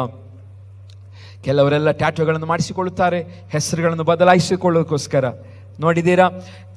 ತಮ್ಮ ಶರೀರವೆಲ್ಲ ಟ್ಯಾಟೂಗಳು ಮಾಡಿಸಿಕೊಳ್ತಾರೆ, ಬರೀತಾರೆ ಬಾರ್ನ್ ಟು ಲೂಸ್ ಎಂಬುದಾಗಿ ಬರೆದುಕೊಳ್ತಾರೆ. ತಮ್ಮ ತಾವೇ ನಾನು ಸೋಲುವುದಕ್ಕೋಸ್ಕರವೇ ನಾನು ಹುಟ್ಟಿದ್ದೇನೆ ಎಂಬುದಾಗಿ ಕೆಲವರು ಬರೆಸಿಕೊಳ್ತಾರೆ. ಬೇರೆ ಬೇರೆ ರೀತಿಯ ಕೆಟ್ಟ ನೆಗೆಟಿವ್ ಆದಂಥ ಮಾತುಗಳಿಂದ ಟ್ಯಾಟೂಗಳನ್ನು ತಮ್ಮ ದೇಹವೆಲ್ಲ ಮಾಡಿಕೊಳ್ಳುವುದನ್ನು ನೋಡುತ್ತೇವೆ. ಪ್ರಿಯ ದೇವಜನರೇ, ಹಲ್ಲೆಲೂಯಾ. ಕೆಲವರು ಒಳ್ಳೆ ಹೆಸರುಗಳನ್ನು ಬರೆಸ್ಕೊಳ್ತಾರೆ, ಒಳ್ಳೊಳ್ಳೆ ಹೆಸರುಗಳು ಬರ್ತಾರೆ. ಆ ರೀತಿಯಾಗಿ ಹೆಸರು ಬರ್ಸ್ಕೊಳ್ಳೋದ್ರಿಂದ ನಮ್ಮ ಹೆಸರುಗಳು ಬದಲಾಗುತ್ತದಾ? ಇಲ್ಲ. ಆ ರೀತಿಯಾಗಿ ನಮ್ಮ ಜೀವಿತದಲ್ಲಿ ಈ ರೀತಿಯಾಗಿ ಟ್ಯಾಟೋಗಳು ಅಥವಾ ಬೇರೆ ಬೇರೆ ನಾನು ಬೇರೆದಾಗಿ ಕಾಣಬೇಕು, ಒಳ್ಳೆ ಹೇರ್ ಸ್ಟೈಲ್ ಮಾಡಿದ್ರಿಂದ ನಿಮ್ಮ ಹೆಸರುಗಳು ಬದಲಾಗುತ್ತದಾ? ನೀವು ಗಡ್ಡವನ್ನು ಒಂದು ಮೀಟರ್ ಉದ್ದ ಬಿಟ್ಟರು ಹಾಲೆಲೂಯಾ ನಾನು ಎಲ್ಲರಿಗಿಂತ ಒಂದು ವಿಶೇಷವಾಗಿ ಕಾಣಬೇಕೆಂಬುದಾಗಿ ನೀವು ಹೋದರೆ ನಿಮ್ಮ ಹೆಸರುಗಳು ಬದಲಾಗುತ್ತದಾ? ಇಲ್ಲ. ನಿಮ್ಮ ಕ್ಯಾರೆಕ್ಟರ್, ಹೆಸರುಗಳನ್ನು ಬದಲಾಯಿಸುವಂಥದ್ದು ಯಾವುದು? ನಮ್ಮ ಗುಣನಡತೆಗಳು. ಹೆಸರನ್ನು ಬದಲಾಯಿಸುವ ಹಾಗೆ ಮಾಡುವಂಥದ್ದು ನಾವು ಹಾಲೆಲೂಯಾ ಮಾಡುತ್ತಿರುವಂಥ ಸೇವೆ, ಒಳ್ಳೆಯ ಕೆಲಸಗಳು, ಅದು ನಮ್ಮ ಹೆಸರನ್ನು ಬದಲಾಯಿಸುವಂಥದ್ದಾಗಿದೆ. ಇಲ್ಲಿ ಹಾಲೆಲೂಯಾ ಏಸಾವನ ಹೆಸರು ಎದೋಮಿಗೆ ಬದಲಾಯಿತು. ಯಾಕೆ? ಹಾಲೆಲೂಯಾ ಆತನು ಮಾಡಿದಂಥ ಒಂದು ತಪ್ಪು ಏನು? ತಾನು ಹಾಲೆಲೂಯಾ ದೇವರ ಆಶೀರ್ವಾದ ಬೇಡ, ನನಗೆ ಒಂದು ಹೊತ್ತಿನ ಊಟ ಸಿಕ್ಕಿದರೆ ಸಾಕು. ಇವತ್ತು ಯಾರ್ಯಾರು ನಾವು ಇಲ್ಲಿ ಬಂದಿದ್ದೇವೆ, ನಾವು ಒಂದು ವೇಳೆ ಸಣ್ಣ ಸಣ್ಣ ಆಶೀರ್ವಾದಕ್ಕೋಸ್ಕರ ಸಕಲವನ್ನು ಕೊಡುವ ಆತನನ್ನು ಬಿಟ್ಟು ಬಿಡಬೇಡಿರಿ. ಸಣ್ಣ ಸಣ್ಣ ಯಾರೋ ನಿಮಗೆ ಆಮಿಷವನ್ನು ತೋರಿದರು, ಏನೋ ಮಾಡಿದರು, ಸಣ್ಣ ಆಶೀರ್ವಾದಕ್ಕೋಸ್ಕರ ಪರಲೋಕದ ಮಹಿಮೆಯನ್ನು ಆಶೀರ್ವಾದವನ್ನು ತೊರೆಯಬೇಡಿರಿ. ಇವತ್ತು ನಾವು ಎಷ್ಟೋ ಜನರು ಹಾಗೆ ಇದ್ದೇವೆ, ಸಣ್ಣ ಆಶೀರ್ವಾದಕ್ಕೋಸ್ಕರ ದೇವರೇ ಬೇಡ ಎಂಬುದಾಗಿ ಹೇಳುತ್ತಾ ಇದ್ದೇವೆ. ಭಾನುವಾರ ಒಳ್ಳೆ ಕೆಲಸವಾಗುತ್ತದೆ, ನನಗೆ ಒಳ್ಳೆ ಆ ದಿನ ಸಂಬಳ ಸಿಗುತ್ತದೆ ಎಂಬುದಾಗಿ ದೇವರ ಪ್ರಸನ್ನತೆಯಲ್ಲಿ ಸಮಯವನ್ನು ಕಳೆಯುವುದನ್ನು ನಾವು ಬಿಟ್ಟು ಬಿಡುತ್ತೇವೆ. ಒಳ್ಳೆ ವ್ಯಾಪಾರವಾಗುತ್ತದೆ, ನಾನು ದೇವರ ಸನ್ನಿಧಾನಕ್ಕೆ ಇವತ್ತು ಹೋದರೆ ನನಗೆ ನನಗೆ ಲಾಭವಾಗುವುದಿಲ್ಲ ಎಂಬುದಾಗಿ ಯೋಚಿಸಿ ಆರಾಧನೆಗೆ ಬರುವುದಿಲ್ಲ, ವ್ಯಾಪಾರದಲ್ಲಿ ಇರುತ್ತಾರೆ. ಪ್ರಿಯ ದೇವಜನರೇ, ಇವತ್ತು ನಿಮ್ಮ ಹೆಸರುಗಳು ಬದಲಾಗಲಿ. ಇವತ್ತು ದೇವರಿಗೋಸ್ಕರ ಜೀವಿಸ್ತೇನೆಂಬುದಾಗಿ ತೀರ್ಮಾನ ಮಾಡಿರಿ. ಸಣ್ಣ ಈ ಲೋಕದ ನಶಿಸಿ ಹೋಗುವ ಆಶೀರ್ವಾದಕ್ಕೋಸ್ಕರ ಸೃಷ್ಟಿಕರ್ತನಾದ ದೇವರನ್ನು ನೋಯಿಸಬೇಡಿರಿ. ಸಣ್ಣ ಆಶೀರ್ವಾದಕ್ಕೋಸ್ಕರ ಈ ಲೋಕದ 10 ರೂಪಾಯಿ, 100 ರೂಪಾಯಿ, 500 ರೂಪಾಯಿ, 1000 ರೂಪಾಯಿ, 1 ಲಕ್ಷ, 1 ಕೋಟಿ ರೂಪಾಯಿಗೋಸ್ಕರ ಪರಲೋಕದಲ್ಲಿ ನಮಗೋಸ್ಕರ ಸಿದ್ಧವಾಗಿರುವಂಥ ಶ್ರೇಷ್ಠವಾದಂಥ ಆ ಸ್ಥಳವನ್ನು ಹಾಲೆಲೂಯಾ ಬಿಟ್ಟು ಬಿಡಬೇಡಿರಿ. ಪ್ರಿಯರೇ, ಇವತ್ತು ಸಭೆಗೆ ವರ್ಷದ ಮೊದಲನೇ ಭಾನುವಾರ ದೇವರು ಮಾತನಾಡುತ್ತಾ ಇದ್ದಾನೆ. ದೇವರಿಗಾಗಿ ಹಾಲೆಲೂಯಾ ಜೀವಿಸೋಣ. ಭಾನುವಾರ ಕೆಲಸವನ್ನು ನಾವು ಬಿಡೋಣ. ಭಾನುವಾರ ಕೆಲಸ ಮಾಡುವುದನ್ನು ನಾವು ಬಿಡೋಣ. ಭಾನುವಾರ ದೇವರ ಸನ್ನಿಧಾನದಲ್ಲಿ ಸಮಯವನ್ನು ಕಳೆಯುವುದನ್ನು ರೂಢಿಸಿಕೊಳ್ಳೋಣ. ಪೌಲನು ಹೇಳ್ತಾನೆ, ಕೆಲವರು ರೂಢಿಯಾಗಿ ಬಿಟ್ಟು ಬಿಟ್ಟಿದ್ದಾರೆ ಎಂಬುದಾಗಿ. ಆರಾಧನೆಗೆ ಬರುವುದನ್ನು ರೂಢಿಯಾಗಿ ಬಿಟ್ಟಿದ್ದಾರೆ. ಇವತ್ತು ಅಂತ ರೂಢಿಯಾಗಿ ಹಾಲೆಲೂಯಾ ನಾನು ಹೋದರೆ ಸಾಕು, ಬಂದರೆ ಸಾಕು ಎಂಬುದಾಗಿ ಯೋಚನೆ ಮಾಡುವವರೇ, ಪ್ರಿಯ ದೇವ ಜನರೇ, ನಿಮ್ಮ ಹೆಸರುಗಳು ಹಾಲೆಲೂಯಾ ನೀವು ಹೇಗೆ ಈ ಭೂಮಿಯ ಮೇಲೆ ಬದುಕುತ್ತೀರೋ ಅದೇ ರೀತಿಯಾಗಿ ಪ್ರಿಂಟ್ ಆಗುವಂಥದ್ದಾಗಿದೆ, ಅದೇ ರೀತಿಯಾಗಿ ಕಾಣಲ್ಪಡುತ್ತದೆ. ಪ್ರಿಯ ದೇವ ಜನರೇ, ಇವತ್ತು ಕರ್ತನಿಗೋಸ್ಕರ ನಾವು ಜೀವಿಸೋಣ. ಏಸಾವನ ಬಗ್ಗೆ ನಾವು ಇಬ್ರಿಯದಲ್ಲಿ ಓದುತ್ತೇವೆ. ಇಬ್ರಿಯ 12ನೇ ಅಧ್ಯಾಯ 14ನೇ ವಚನದಲ್ಲಿ, ಯಾವ ಜಾರನಾಗಲಿ ಏಸಾವನಂತ ಪ್ರಾಪಂಚಿಕನಾಗಲಿ ನಿಮ್ಮಲ್ಲಿ ಇರದಂತೆ ಜಾಗ್ರತೆಯಿಂದ ನೋಡಿಕೊಳ್ಳಿರಿ. ಇವತ್ತು ನನ್ನ ಜವಾಬ್ದಾರಿ, ನೀವು ಯಾರು ಸಹ ಹಾಲೆಲೂಯಾ ಏಸಾವನಾಗೆ ಪ್ರಾಪಂಚಿಕರಾಗಿರಬಾರದು. ಹಾಲೆಲೂಯಾ ಏಸಾವನಂತೆ ಪ್ರಾಪಂಚಿಕರಾಗಿ ಅಲ್ಲಿ ಹೊರಗಡೆ ನಾನು ನನಗಿಷ್ಟ ಬಂದಾಗಿ ನಾನು ಜೀವಿಸಿದೆ, ಇಲ್ಲಿ ಮಾತ್ರ ಸಭೆಗೆ ಬಂದು ಭಕ್ತಳಾಗಿ ನಾನು ಜೀವಿಸ್ತೇನೆಂಬುದಾಗಿ ಹಾಲೆಲೂಯಾ ಜೀವಿಸುವುದಲ್ಲ. ಹೊರಗೆ ನಾವು ಪ್ರಾಪಂಚಿಕರಾಗಿ ಜೀವಿಸುವುದಲ್ಲ. ನಾವೇ ಜಾಗ್ರತೆಯನ್ನು ನೋಡಿಕೊಳ್ಳಬೇಕು. ಪ್ರಿಯರೇ, ಆ ಏಸಾವನು ಅಲ್ಲಿ ವಾಕ್ಯದಲ್ಲಿ ಬರೆಯಲ್ಪಟ್ಟಿದೆ, ಆ ಏಸಾವನು ಒಂದೇ ಒಂದು ಊಟಕ್ಕೋಸ್ಕರ ತನ್ನ ಚೊಚ್ಚಲತನದ ಹಕ್ಕನ್ನು ಬಿಟ್ಟನು. ಅನಂತರದಲ್ಲಿ ತನ್ನ ತಂದೆಯ ಆಶೀರ್ವಾದವನ್ನು ಬಾಧ್ಯವಾಗಿ ಹೊಂದಬೇಕೆಂದು ಕಣ್ಣೀರು ಸುರಿಸುತ್ತಾ ಬೇಡಿಕೊಂಡರೂ ನಡೆದಿದ್ದನ್ನು ಇಲ್ಲದ ಹಾಗೆ ಮಾಡುವುದಕ್ಕೆ ಮಾರ್ಗವಿಲ್ಲದೆ ನಿರಾಕರಿಸಲ್ಪಟ್ಟನೆಂದು ಬಲ್ಲಿರಿ. ಅಂದರೆ ವಾಕ್ಯ ಓದುತ್ತೇವೆ, ಒಂದು ಹೊತ್ತಿನ ಊಟಕ್ಕೋಸ್ಕರ ಆತನು ತನ್ನ ಚೊಚ್ಚಲತನದ ಹಕ್ಕನ್ನು ಮಾರಿಬಿಟ್ಟನು.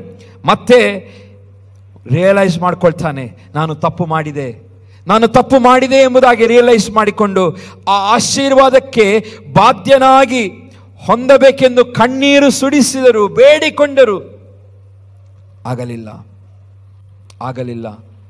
ಪ್ರಿಯ ದೇವಜನರೇ, ನನ್ನ ಮತ್ತು ನಿಮ್ಮ ಹೆಸರುಗಳು ಬದಲಾವಣೆ ಆಗಬೇಕು. ಅದು ಹೇಗೆ? ಏಸಾವನಾಗೆ ನೆಗೆಟಿವ್ಗಲ್ಲ, ಏಸಾವನ ಹಾಗೆ ಪ್ರಾಪಂಚಿಕನಾಗಿ ಇದ್ದಾನೆಂಬುದಾಗಿ ಅಲ್ಲ. ಏಸಾವನ ಹಾಗೆ ಹಾಲೆಲೂಯಾ ಏನೋ ಜನರು ತಿರಸ್ಕರಿಸಬರುವಂಥ ರೀತಿಯಲ್ಲಿ ಹೆಸರುಗಳನ್ನು ಹೊಂದುವುದಲ್ಲ. ನಾವು ಹೆಸರು ಹೊಂದಬೇಕು. ಹಾಲೆಲೂಯಾ. ಯಾಕೋಬನ ಹಾಗೆ ಇಸ್ರಾಯೇಲ್ ಎಂಬುದಾಗಿ. ಇಸ್ರಾಯೇಲ್, ಯಾಕೋಬನು ದೇವರು ಸ್ವತಃ ಅವನಿಗೆ ಹೆಸರಿಡುತ್ತಾನೆ, ನೀನು ಇಸ್ರಾಯೇಲ್ ಎಂಬುದಾಗಿ ಕಲಿಸಿಕೊಡಲ್ಬೇಕೆಂಬುದಾಗಿ. ಯಾಕೆ ದೇವರಿಟ್ಟನು? ಆತನಲ್ಲಿ ಒಳ್ಳೆತನವಿತ್ತು. ಯಾಕೋಬನಲ್ಲಿ ದೇವರು ಒಳ್ಳೆಯದನ್ನು ಕಂಡನು. ಅವರಿಬ್ಬರ ಮಧ್ಯದಲ್ಲಿ ಇರುವಂಥ ವ್ಯತ್ಯಾಸವೇ ಅದು. ಇವನು ಪ್ರಾಪಂಚಿಕನಾಗಿ ಜೀವಿಸಿದನು ಏಸಾವನು, ಆದರೆ ಯಾಕೋಬನು ದೇವರ ಭಯಭಕ್ತಿಯುಳ್ಳವನಾಗಿ ಜೀವಿಸಿದನು, ದೇವರಿಗೆ ಸರಿಯಾಗಿ ನಡೆದುಕೊಂಡನು. ಎಷ್ಟೋ ವಿಷಯಗಳನ್ನು ತಪ್ಪು ಮಾಡಿದನಾದರೂ ಸಹ ಆತನು ಪಶ್ಚಾತ್ತಾಪ ಪಟ್ಟನು, ದೇವರಿಗೆ ಸರಿಯಾಗಿ ಜೀವಿಸ್ತೇನೆ ಎಂಬುದಾಗಿ ತೀರ್ಮಾನ ಮಾಡಿದನು. ದೇವರು ಹಲ್ಲೆಲೂಯಾ ಅಂದು ಅವನ ಹೆಸರನ್ನು ಬದಲಾಯಿಸಿದನು. ಪ್ರಿಯರೇ, ನಮ್ಮ ಹೆಸರುಗಳು ಈ ವರ್ಷದಲ್ಲಿ ನೆಗೆಟಿವ್ ಆಗಿ ಚೇಂಜ್ ಆಗೋದು ಬೇಡ, ಪಾಸಿಟಿವ್ ಆಗಲಿ. ಹಲ್ಲೆಲೂಯಾ. ಈ ವರ್ಷದಲ್ಲಿ ನಮ್ಮ ಹೆಸರು ನೆಗೆಟಿವ್ ಆಗಿ ಚೇಂಜ್ ಆಗೋದು ಬೇಡ, ನಮ್ಮ ಹೆಸರು ಪಾಸಿಟಿವ್ ಆಗಿ ಚೇಂಜ್ ಆಗಬೇಕು. ಅದು ದೇವರು ಬಯಸುವಂಥದ್ದಾಗಿದೆ. Hallelujah, hallelujah. ಹಾಗಾಗಿ ಚೊಚ್ಚಲತನದ ಹಕ್ಕು ಬಹಳ ಬೆಲೆ ಉಳ್ಳದಾಗಿನ ಕಾಲದಲ್ಲಿ ಅದನ್ನೇ ಬೇಡ ಅಂತ ಹೇಳಿದನು. ಅವನಲ್ಲಿರುವಂಥ ಪ್ರಾಪಂಚಿಕವಾದ ಯೋಚನೆ ನೋಡಿ, ಆಗಿನ ಕಾಲದಲ್ಲಿ ಚೊಚ್ಚಲತನ ಹಕ್ಕು ಬಹಳ ಮಾನ್ಯತೆಯನ್ನು ಹೊಂದಿತ್ತು. ಆ ಮೊದಲನೇ ಮಗ ಅಂತ ಹೇಳಿದರೆ ಅವನಿಗೆ ತಂದೆಯ ನೆಕ್ಸ್ಟ್ ಸ್ಥಾನ ಸಿಗುತ್ತಾ ಇತ್ತು. ತಂದೆಗೆ ಇರುವಂಥ ಸ್ಥಾನವೇ ಅವನಿಗೆ ಸಿಗುತ್ತಾ ಇತ್ತು ತಂದೆಯ ನಂತರ, ತಂದೆಯ ಸತ್ತೋದ ನಂತರ. ಆದರೆ ಹಲ್ಲೆಲೂಯಾ ಅವನು ಕಳೆದುಕೊಂಡನು. ಆಸ್ತಿಗೆ ಆಗಬಹುದಾಗಿತ್ತು, ಅದನ್ನು ಕಳೆದುಕೊಂಡನು. ತಂದೆಯ ಸತ್ತ ನಂತರ ಅವನೇ ಮನೆ ಯಜಮಾನನಾಗಬಹುದಿತ್ತು, ಅದನ್ನು ಕಳೆದುಕೊಂಡನು. ದೇವರು ಮಾಡಿದ ವಾಗ್ದಾನ ಅವನಿಗಿತ್ತು. ತಂದೆ ಅಬ್ರಹಾಮನಿಂದ ಯಾಕೋಬನಿಗೆ, ಹಲ್ಲೆಲೂಯಾ, ಇಸಾಕನಿಂದ ಯಾಕೋಬನಿಗಿತ್ತು, ಏಸಾವನಿಗಿತ್ತು ಮೊದಲನೇದಾಗಿ. ಅದನ್ನು ಕಳೆದುಕೊಂಡನು, ಯಾಕೋಬನಿಗೆ ಹೋಯಿತು. ತಂದೆಗೆ ಸೇರಬೇಕಾದ ಎಲ್ಲ ಆಶೀರ್ವಾದಗಳನ್ನು ಕಳೆದುಕೊಂಡನು. ಅವನ ಹೆಸರು ಹಲ್ಲೆಲೂಯಾ ಸಹ ಬದಲಾಯಿತು, ಎದೋಮನಾಗಿ ಬದಲಾದನು. ಎದೋಮನೈಟ್ಸ್, ಎದೋಮ್ಯರು ಎಂಬುದಾಗಿ ಅವನ ಜನಾಂಗಕ್ಕೆ ಆ ಕೆಟ್ಟ ಹೆಸರು ಬಂತು. ಕೆಂಪು ಜನರು ಎಂಬುದಾಗಿ ಹೆಸರು ಬಂತು. ಹಲ್ಲೆಲೂಯಾ. ಪ್ರಿಯ ದೇವಜನರೇ, ಎದೋಮಿನ ಆತ್ಮವು ನಮ್ಮಲ್ಲಿ ಯಾರಾದರೂ ಕಾರ್ಯ ಮಾಡುತ್ತಿರುವುದಾದರೆ, ಇವತ್ತು ನನ್ನ ಕೇಳಿದಂಥ ದೇವಜನರೇ, ಇವತ್ತು ಅಂಥ ಎದೋಮಿನ ಆತ್ಮವು ನಿಮ್ಮಲ್ಲಿರುವುದಾದರೆ, ಸ್ಪಿರಿಟ್ ಆಫ್ ಎದೋಮ್ ನೈಸ್ ನಿಮ್ಮಲ್ಲಿರುವುದಾದರೆ, ದೇವರ ಮುಂದೆ ಕ್ಷಮೆಯನ್ನು ಕೇಳಿರಿ. ಇದು ನಮ್ಮ ಹೆಸರನ್ನು ಕೆಟ್ಟದಕ್ಕೆ ನಡೆಸುವ ಆ ಆತ್ಮವಾಗಿದೆ. ನಿಮ್ಮ ಜೀವಿತದ ಈ ಚರಿತ್ರೆಯನ್ನು, ನಿಮ್ಮ ಜೀವಿತದ ಒಳ್ಳೆತನವನ್ನು ಹಾಳು ಮಾಡುವ ಆತ್ಮವಾಗಿದೆ. ಬದಲಾಯಿಸಿಕೊಳ್ಳೋಣ. ಹಲ್ಲೆಲೂಯಾ. ಸಣ್ಣ ಪುಟ್ಟ ಆಶೀರ್ವಾದಗಳಿಗೋಸ್ಕರ ನಾವು ಹಿಂದೆ ಹೋಗೋದು ಬೇಡ. ಈ ವರ್ಷದಲ್ಲಿ ದೇವರು ಕೊಡುವಂಥ ಶ್ರೇಷ್ಠ ಆಶೀರ್ವಾದ ಹಿಂದೆ ಓಡೋಣ. ಏಸಾವ ಒಬ್ಬ ಬೇಟೆಗಾರನಾಗಿದ್ದನು. ಅವನ ನೇಚರ್ ಏನಾಗಿತ್ತು? ದೋಚಿಕೊಳ್ಳುವಂಥದ್ದು. ಹೇಗಾದರೂ ಮಾಡಿ ಕಾಡಿಗೆ ಹೋಗಿ ಹಂಟ್ ಮಾಡಿ ಬೇಟೆಯಾಡಿ ತನಗೆ ಇಷ್ಟ ಬಂದದನ್ನು ಸ್ವಾಧೀನಪಡಿಸಿಕೊಳ್ಳುವಂಥ ನೇಚರ್ ಯಾರ್ದಾಗಿತ್ತು? ಏಸಾವಂದು. ಇವತ್ತು ನಮ್ಮಲ್ಲಿ ಅಂಥ ಸ್ಪಿರಿಟ್ ಇರೋದಾದರೆ, ಏನೇ ಆಗಲಿ ಹೇಗೆ ಆಗಲಿ, ಬಿಲ್ಡಿಂಗನ್ನು ಅಥವಾ ಏನೇ ಕೆಲಸ ಮಾಡ್ತಾ ಇದ್ದೇವೋ ಏನೇ ಆಗಲಿ, ನನಗೆ ಹೇಗಾದರೂ ಮಾಡಿ ಆಶೀರ್ವಾದ ಲಾಭವನ್ನು ಹೊಂದಿಕೊಳ್ಳಬೇಕು ಅಂತ ಸ್ಪಿರಿಟ್ ಬೇಡ. ಹಲ್ಲೆಲೂಯಾ. ಅವನು ಕಾಡಿಗೆ ಹೋಗ್ತಾ ಇದ್ದ, ಪ್ರಾಣಿಗಳನ್ನು ಬೇಟೆಯಾಡುತ್ತಾ ಇದ್ದ. ಯಾಕೆ ಬೇಟೆಯಾಡುತ್ತಾ ಇದ್ದ? ತನಗೆ ಇಷ್ಟ ಬಂದ, ಮನಸ್ಸಿಗೆ ಬಂದಂಥ ಪ್ರಾಣಿಯನ್ನು ಆತನು ಕೊಂದು ಅದನ್ನೇನು ಮಾಡ್ತಾ ಇದ್ದ? ತನಗೋಸ್ಕರ ತಿನ್ನೋದಕ್ಕೋಸ್ಕರ ತರುತ್ತಾ ಇದ್ದ. ಸ್ವಾರ್ಥ ಜೀವನ ಅವನದಾಗಿತ್ತು. ಹಲ್ಲೆಲೂಯಾ. ಬಲವಂತದಿಂದ ತೆಗೆದುಕೊಳ್ಳುವಂಥ ವ್ಯಕ್ತಿತ್ವ ಒಂದಾಗಿತ್ತು. ಹಲ್ಲೆಲೂಯಾ. ಆದರೆ ಯಾಕೋಬನು ಮಾತ್ರ ಸಾಧು ಮನುಷ್ಯನಾಗಿದ್ದನು. ತಾಳ್ಮೆ ಒಂದು ಅರ್ಥ ಪೂರ್ಣವಾಗಿ ಬದುಕುವಂಥ ವ್ಯಕ್ತಿ ಆಗಿದ್ದನು. ಏಸಾವನಿಗೆ ತಾಳ್ಮೆ ಇರಲಿಲ್ಲ. ಮಾನಸಿಕವಾಗಿ ಬಹಳ ವೀಕ್ ಆದಂಥ ಒಬ್ಬ ವ್ಯಕ್ತಿ. ಅದು ಗೊತ್ತಾಗ್ತದೆ. ಒಂದು ಊಟಕ್ಕೆ ತನ್ನ ಚೊಚ್ಚಲತನ ಹಾಡು ಮಾಡಬೇಕಾದ್ರೆ ನಮಗೆ ಗೊತ್ತಾಗ್ತದೆ ಅವನು ಮಾನಸಿಕವಾಗಿ ಬಹಳ ವೀಕ್ ಆಗಿದ್ದನು. ಇವತ್ತು ನಮ್ಮಲ್ಲಿ ಆ ರೀತಿಯಾಗಿ ಮಾನಸಿಕವಾಗಿ ವೀಕ್ ಆಗಿರುವುದಾದರೆ,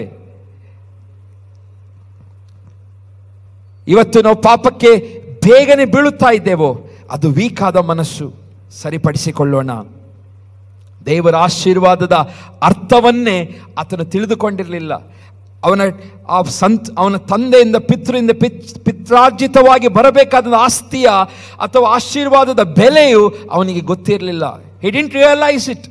ಯಾವಾಗ ಕಳೆದುಕೊಂಡ ಮೇಲೆ ರಿಯಲೈಸ್ ಮಾಡಿಕೊಂಡು ಅಳ್ತಾನೆ, ನನಗೆ ಬೇಕು, ಇದು ಬೇಕು ಎಂಬುದಾಗಿ.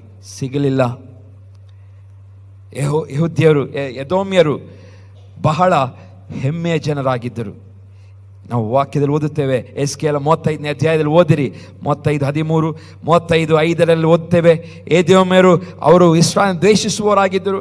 ಅವರು ಹೆಮ್ಮೆಯ ಜನರಾಗಿದ್ದರು. ಹಾಲೆಲೂಯಾ. ಹಾಗಾಗಿ ಪ್ರಿಯ ದೇವಜನರೇ, ಅವರ ಜೀವಿತಗಳಲ್ಲಿ ಅವರು ಎಂದಿಗೂ ಆಶೀರ್ವಾದ ಕಾಣಲಿಲ್ಲ. ಏಸಾವನು ಎಂದಿಗೂ ಆಶೀರ್ವಾದ ಕಾಣಲಿಲ್ಲ. ಯಾವಾಗೆಲ್ಲ ಫೈಟ್ ಮಾಡ್ತಿದ್ದರು, ದೇವರು ಇಸ್ರಾಯೇಲ್ ಪರವಾಗಿದ್ದುಕೊಂಡು ಯುದ್ಧವನ್ನು ಮಾಡುತ್ತಾ ಇದ್ದನು. ಹಾಲೆಲೂಯಾ. ಇವರು ಯಾವಾಗಲೂ ಸೋಲೆ ಇವರಿಗೆ ಉಂಟಾಗುತ್ತಾ ಇತ್ತು. ಆದರೆ ಪ್ರಿಯ ದೇವ, ನಾವು ಒಂದು ಕಡೆ ನೋಡ್ತೇವೆ, ಸಾಮ್ವೇಲನು ಸಹ ಈ ಎದೋಮ್ಯರನ್ನು ದಾವೀದನು ಸಾಯಿಸೋದಕ್ಕೋಸ್ಕರ ಉಪಯೋಗಿಸಿಕೊಳ್ತಾನೆ. ಯಾಕೆಂದರೆ ಇವರ ಬುದ್ಧಿ ಮನಸ್ಥಿತಿ ಯಾರಿಗೆ ಗೊತ್ತಿತ್ತು? ಸಾಮ್ವೇಲನಿಗೆ ಗೊತ್ತಿತ್ತು. ಸೌಲನಿಗೆ. ಸೌಲನು ಸಹ ಈ ಎದೋಮ್ಯರನ್ನು ದಾವೀದನನ್ನು ಕೊಲೆ ಮಾಡೋದಕ್ಕೋಸ್ಕರ ಅವರು ಇವರನ್ನು ಏನು ಮಾಡ್ತಾರೆ? ಸುಪಾರಿ ಕೊಡುತ್ತಾರೆ. ನಮಗೆ ಗೊತ್ತಿದೆ, ಗೋಲಿಯಾತನು ಕೊಂದ ನಂತರ ದಾವೀದನು ಓಡಿ ಹೋಗ್ತಾನೆ, ತಪ್ಪಿಸಿಕೊಂಡು ಓಡಿ ಹೋಗ್ತಾನೆ. ಯಾಕೆಂದರೆ ಸೌಲನಿಗೆ ಇವನಿಗೆ ಸಿಕ್ಕ ಫೇಮನ್ನು ಅವನಿಗೆ ಸಿಗುವುದಿಲ್ಲ. ಆ ಸಿಟ್ಟಿನಿಂದ ಹೇಗಾದರೂ ಮಾಡಿ ದಾವೀದನನ್ನು ಕೊಲೆ ಮಾಡಬೇಕೆಂಬುದಾಗಿ ಆತನು ಹುಡುಕ್ತಿರುವಾಗ ಈ ಎದೋಮ್ಯರನ್ನೇ ಯಾರು ಬಳಸಿಕೊಳ್ತಾರೆ? ಸೌಲನು ಉಪಯೋಗಿಸಿಕೊಳ್ಳುತ್ತಾನೆ ಸಾಯಿಸುವುದಕ್ಕೋಸ್ಕರ. ಆದರೆ ದೇವರು ಹಾಲೆಲೂಯಾ, ಎಂಥದೇ ಎದೋಮ್ಯರು ನಮ್ಮ ಮುಂದೆ ಬಂದರೂ ಸಹ ಹಾಲೆಲೂಯಾ, ಜಯವು ದೇವರಿಂದಲೇ ನಮಗೆ ಸಿಗುವಂಥದ್ದಾಗಿದೆ. ದಾವೀದನಿಗೆ ಸಾಯಿಸ್ಲಿಕ್ಕೆ ಆಯ್ತು, ಇವರಿಗೆ ಆಗಲಿಲ್ಲ. ಎದೋಮ್ಯರನ್ನು ಅಂದರೆ ನಾನು ಹೇಳುವಂಥ ಉದ್ದೇಶ, ಎದೋಮ್ಯರು ಹಂತ ಹಂತವಾಗಿ ಅವರು ದೇವ ಜನರಿಗೆ ಮಾರಕವಾಗಿ ಅವರು ಬೆಳೆದರು. ಏಸಾವನ ಸಂತಾನ ಯಾವನ ಹೆಸರು ನೆಗೆಟಿವ್ ಆಗಿ ಬದಲಾಗುತ್ತದೋ ಅವರು ಎಂದಿಗೂ ಆಶೀರ್ವಾದಕ್ಕೆ ಕಾರಣವಾಗುವುದಿಲ್ಲ. ಅವರು ಇಡೀ ಹಾಲೆಲೂಯಾ, ಅವರು ಎಲ್ಲಿರುತ್ತಾರೋ ಅಲ್ಲಿ ಅವರು ಕೆಟ್ಟದ್ದನ್ನೇ ಮಾಡುವವರಾಗಿದ್ದಾರೆ. ಹಾಗಾಗಿ ನೆಗೆಟಿವ್ ಆಗಿ ಹೆಸರುಗಳನ್ನು ಬದಲಾಯಿಸಿಕೊಳ್ಳಲು ಬಿಡಬೇಡಿರಿ. ನಮ್ಮ ಹೆಸರುಗಳು ಪಾಸಿಟಿವ್ ಆಗಿ ಬದಲಾಗಲಿ. ಹಾಲೆಲೂಯಾ. ಎಷ್ಟೇ ಪ್ರಯತ್ನ ಪಟ್ಟರು ದಾವೀದನನ್ನು ಕೊಲ್ಲಿಕ್ಕೆ ಅವರಿಗೆ ಆಗಲಿಲ್ಲ. ಅದೇ ರೀತಿಯಾಗಿ ದೇವರು ತನ್ನ ಜನರನ್ನು ತಾಕಲು ಯಾರಿಗೂ ಆತನು ಆಗೋದಿಲ್ಲ, ಅವಕಾಶವನ್ನು ಕೊಡುವುದಿಲ್ಲ. ಹಾಲೆಲೂಯಾ. ದೇವರು ತಾಕಲು ಅವಕಾಶ ಕೊಡುವುದಿಲ್ಲ. ಪ್ರಿಯರೇ, ಸಮಯವಾಯಿತು. ಕರ್ತನ ಭೋಜನ ನಮ್ಮ ಮುಂದೆ ಇದೆ. ಹಾಗಾಗಿ ನಾನು ಇಲ್ಲಿಗೆ ಮುಗಿಸುತ್ತೇನೆ. ಇವತ್ತು ನಮ್ಮ ಹೆಸರುಗಳು ಒಳ್ಳೆಯದಕ್ಕೆ ಬದಲಾಗಲಿ. ಹಾಗೆ ನಾವು ನೋಡುತ್ತೇವೆ, ದೇವರು ಇಸ್ರಾಯೇಲರಿಗೆ ಹೊಸ ಹೆಸರನ್ನು ಕೊಡುತ್ತಾನೆ. ಅದು ನಾವು 4ನೇ ವಚನದಲ್ಲಿ ಹೆಪ್ಸಿಬಾ ಎಂಬುದಾಗಿ ಹಾಲೆಲೂಯಾ, ಇಸ್ರಾಯೇಲರಿಗೆ ಆ ಹೊಸ ಹೆಸರನ್ನು ಅಂದು ನಾಮಕರಣ ಮಾಡುತ್ತಾನೆ. ಹೆಪ್ಸಿಬಾ ಎಂಬುದಾಗಿ, ಎನ್ನುಲಾಸಿನಿ ಎಂಬುದಾಗಿ. ಮತ್ತು ಅವರು ಇರುವಂಥ ಜಾಗಕ್ಕೆ ಬ್ಯೂಲಾ, ವಿವಾಹಿತೆ ಎಂಬುದಾಗಿ 62ನೇ ಅಧ್ಯಾಯದಲ್ಲಿ ನೀವು ಓದುತ್ತೀರಿ. ಬ್ಯೂಲಾ ಹೀಬ್ರೂ ವರ್ಡ್, ಅದು ಅಂದರೆ ವಿವಾಹಿತೆ ಎಂಬುದಾಗಿ. ಅಂದರೆ ನೀವಿನ್ನು ಗಂಡ ಬಿಟ್ಟವರಲ್ಲ, ನೀವು ಗಂಡನೊಂದಿಗೆ ಇರುವಂಥವರು, ದೇವರೊಂದಿಗೆ ಸಂಬಂಧದಲ್ಲಿರುವವರು ಎಂಬುದಾಗಿ ದೇವರು ಅವರಿಗೆ ಹೆಸರು ಬದಲಾಯಿಸ್ತಾನೆ. ಬ್ಯೂಲಾ ಎಂಬುದಾಗಿ ಹೆಸರಿಡುತ್ತಾನೆ. ಅಲ್ಲಿ ಇಸ್ರಾಯೇಲ್ ಜನರಿಗೆ ಹೆಪ್ಸಿಬಾ, ಹೂಮ್ ಈಸ್ ಮೈ ಡಿಲೈಟ್ ಎಂಬುದಾಗಿ, ನಾನು ನಿಮ್ಮಲ್ಲಿ ಸಂತೋಷಿಸುತ್ತೇನೆ, ನಿಮ್ಮಲ್ಲಿ ಆನಂದಿಸುತ್ತೇನೆ ಎಂಬುದಾಗಿ ಹೇಳುವಂಥ ಹೆಸರನ್ನು ಹಾಲೆಲೂಯಾ ಅಂದು ಇಸ್ರಾಯೇಲರಿಗೆ ಹೊಸ ಹೆಸರನ್ನು ಕೊಡುತ್ತಾನೆ. ಇವತ್ತು ನಾವು ಸಭೆಯಾಗಿ ಹಾಲೆಲೂಯಾ ಯಾವ ಹೆಸರನ್ನು ಪಡೆದುಕೊಳ್ಳಲಿಕ್ಕಿದ್ದೇವೆ ಗೊತ್ತಿಲ್ಲ. ದೇವರೊಂದು ಉತ್ತಮ ಹೆಸರು ನಮಗೆ ಕೊಡಲಿಕ್ಕಿದ್ದಾನೆ. ಹಾಲೆಲೂಯಾ. ಅಂದು ಹೆಪ್ಸಿಬಾ ಎಂಬುದಾಗಿ ದೇವರಿಟ್ಟನು, ಬ್ಯೂಲಾ ಎಂಬುದಾಗಿಟ್ಟನು. ನೀವು ವಿವಾಹಿತೆ, ಇನ್ನು ದೇವರೊಂದಿಗೆ ನೀವು ಸಂಬಂಧ ಇಟ್ಟುಕೊಂಡವರು ಎಂಬುದಾಗಿ ದೇವರು ಹೆಸರು ಕೊಡುತ್ತಾನೆ. ಅದೇ ಹೆಸರು ಮುಂದೆ ನಮ್ಮದು ಆಗಲಿ. ಹಾಲೆಲೂಯಾ. ದೇವರ ಈ ವಾಕ್ಯಗಳ ಮುಖಾಂತರ ನಮ್ಮನ್ನು ಆಶೀರ್ವದಿಸಲಿ. ಮುಂದಿನ ಭಾಗದಲ್ಲಿ ನಾವು ಅನೌನ್ಸ್ಮೆಂಟ್ ಹೋಗ್ಲಿಕ್ಕಿದ್ದು ನಮ್ಮ ಸಭೆ ಹಿರಿಯರಾಗಿರುವುದ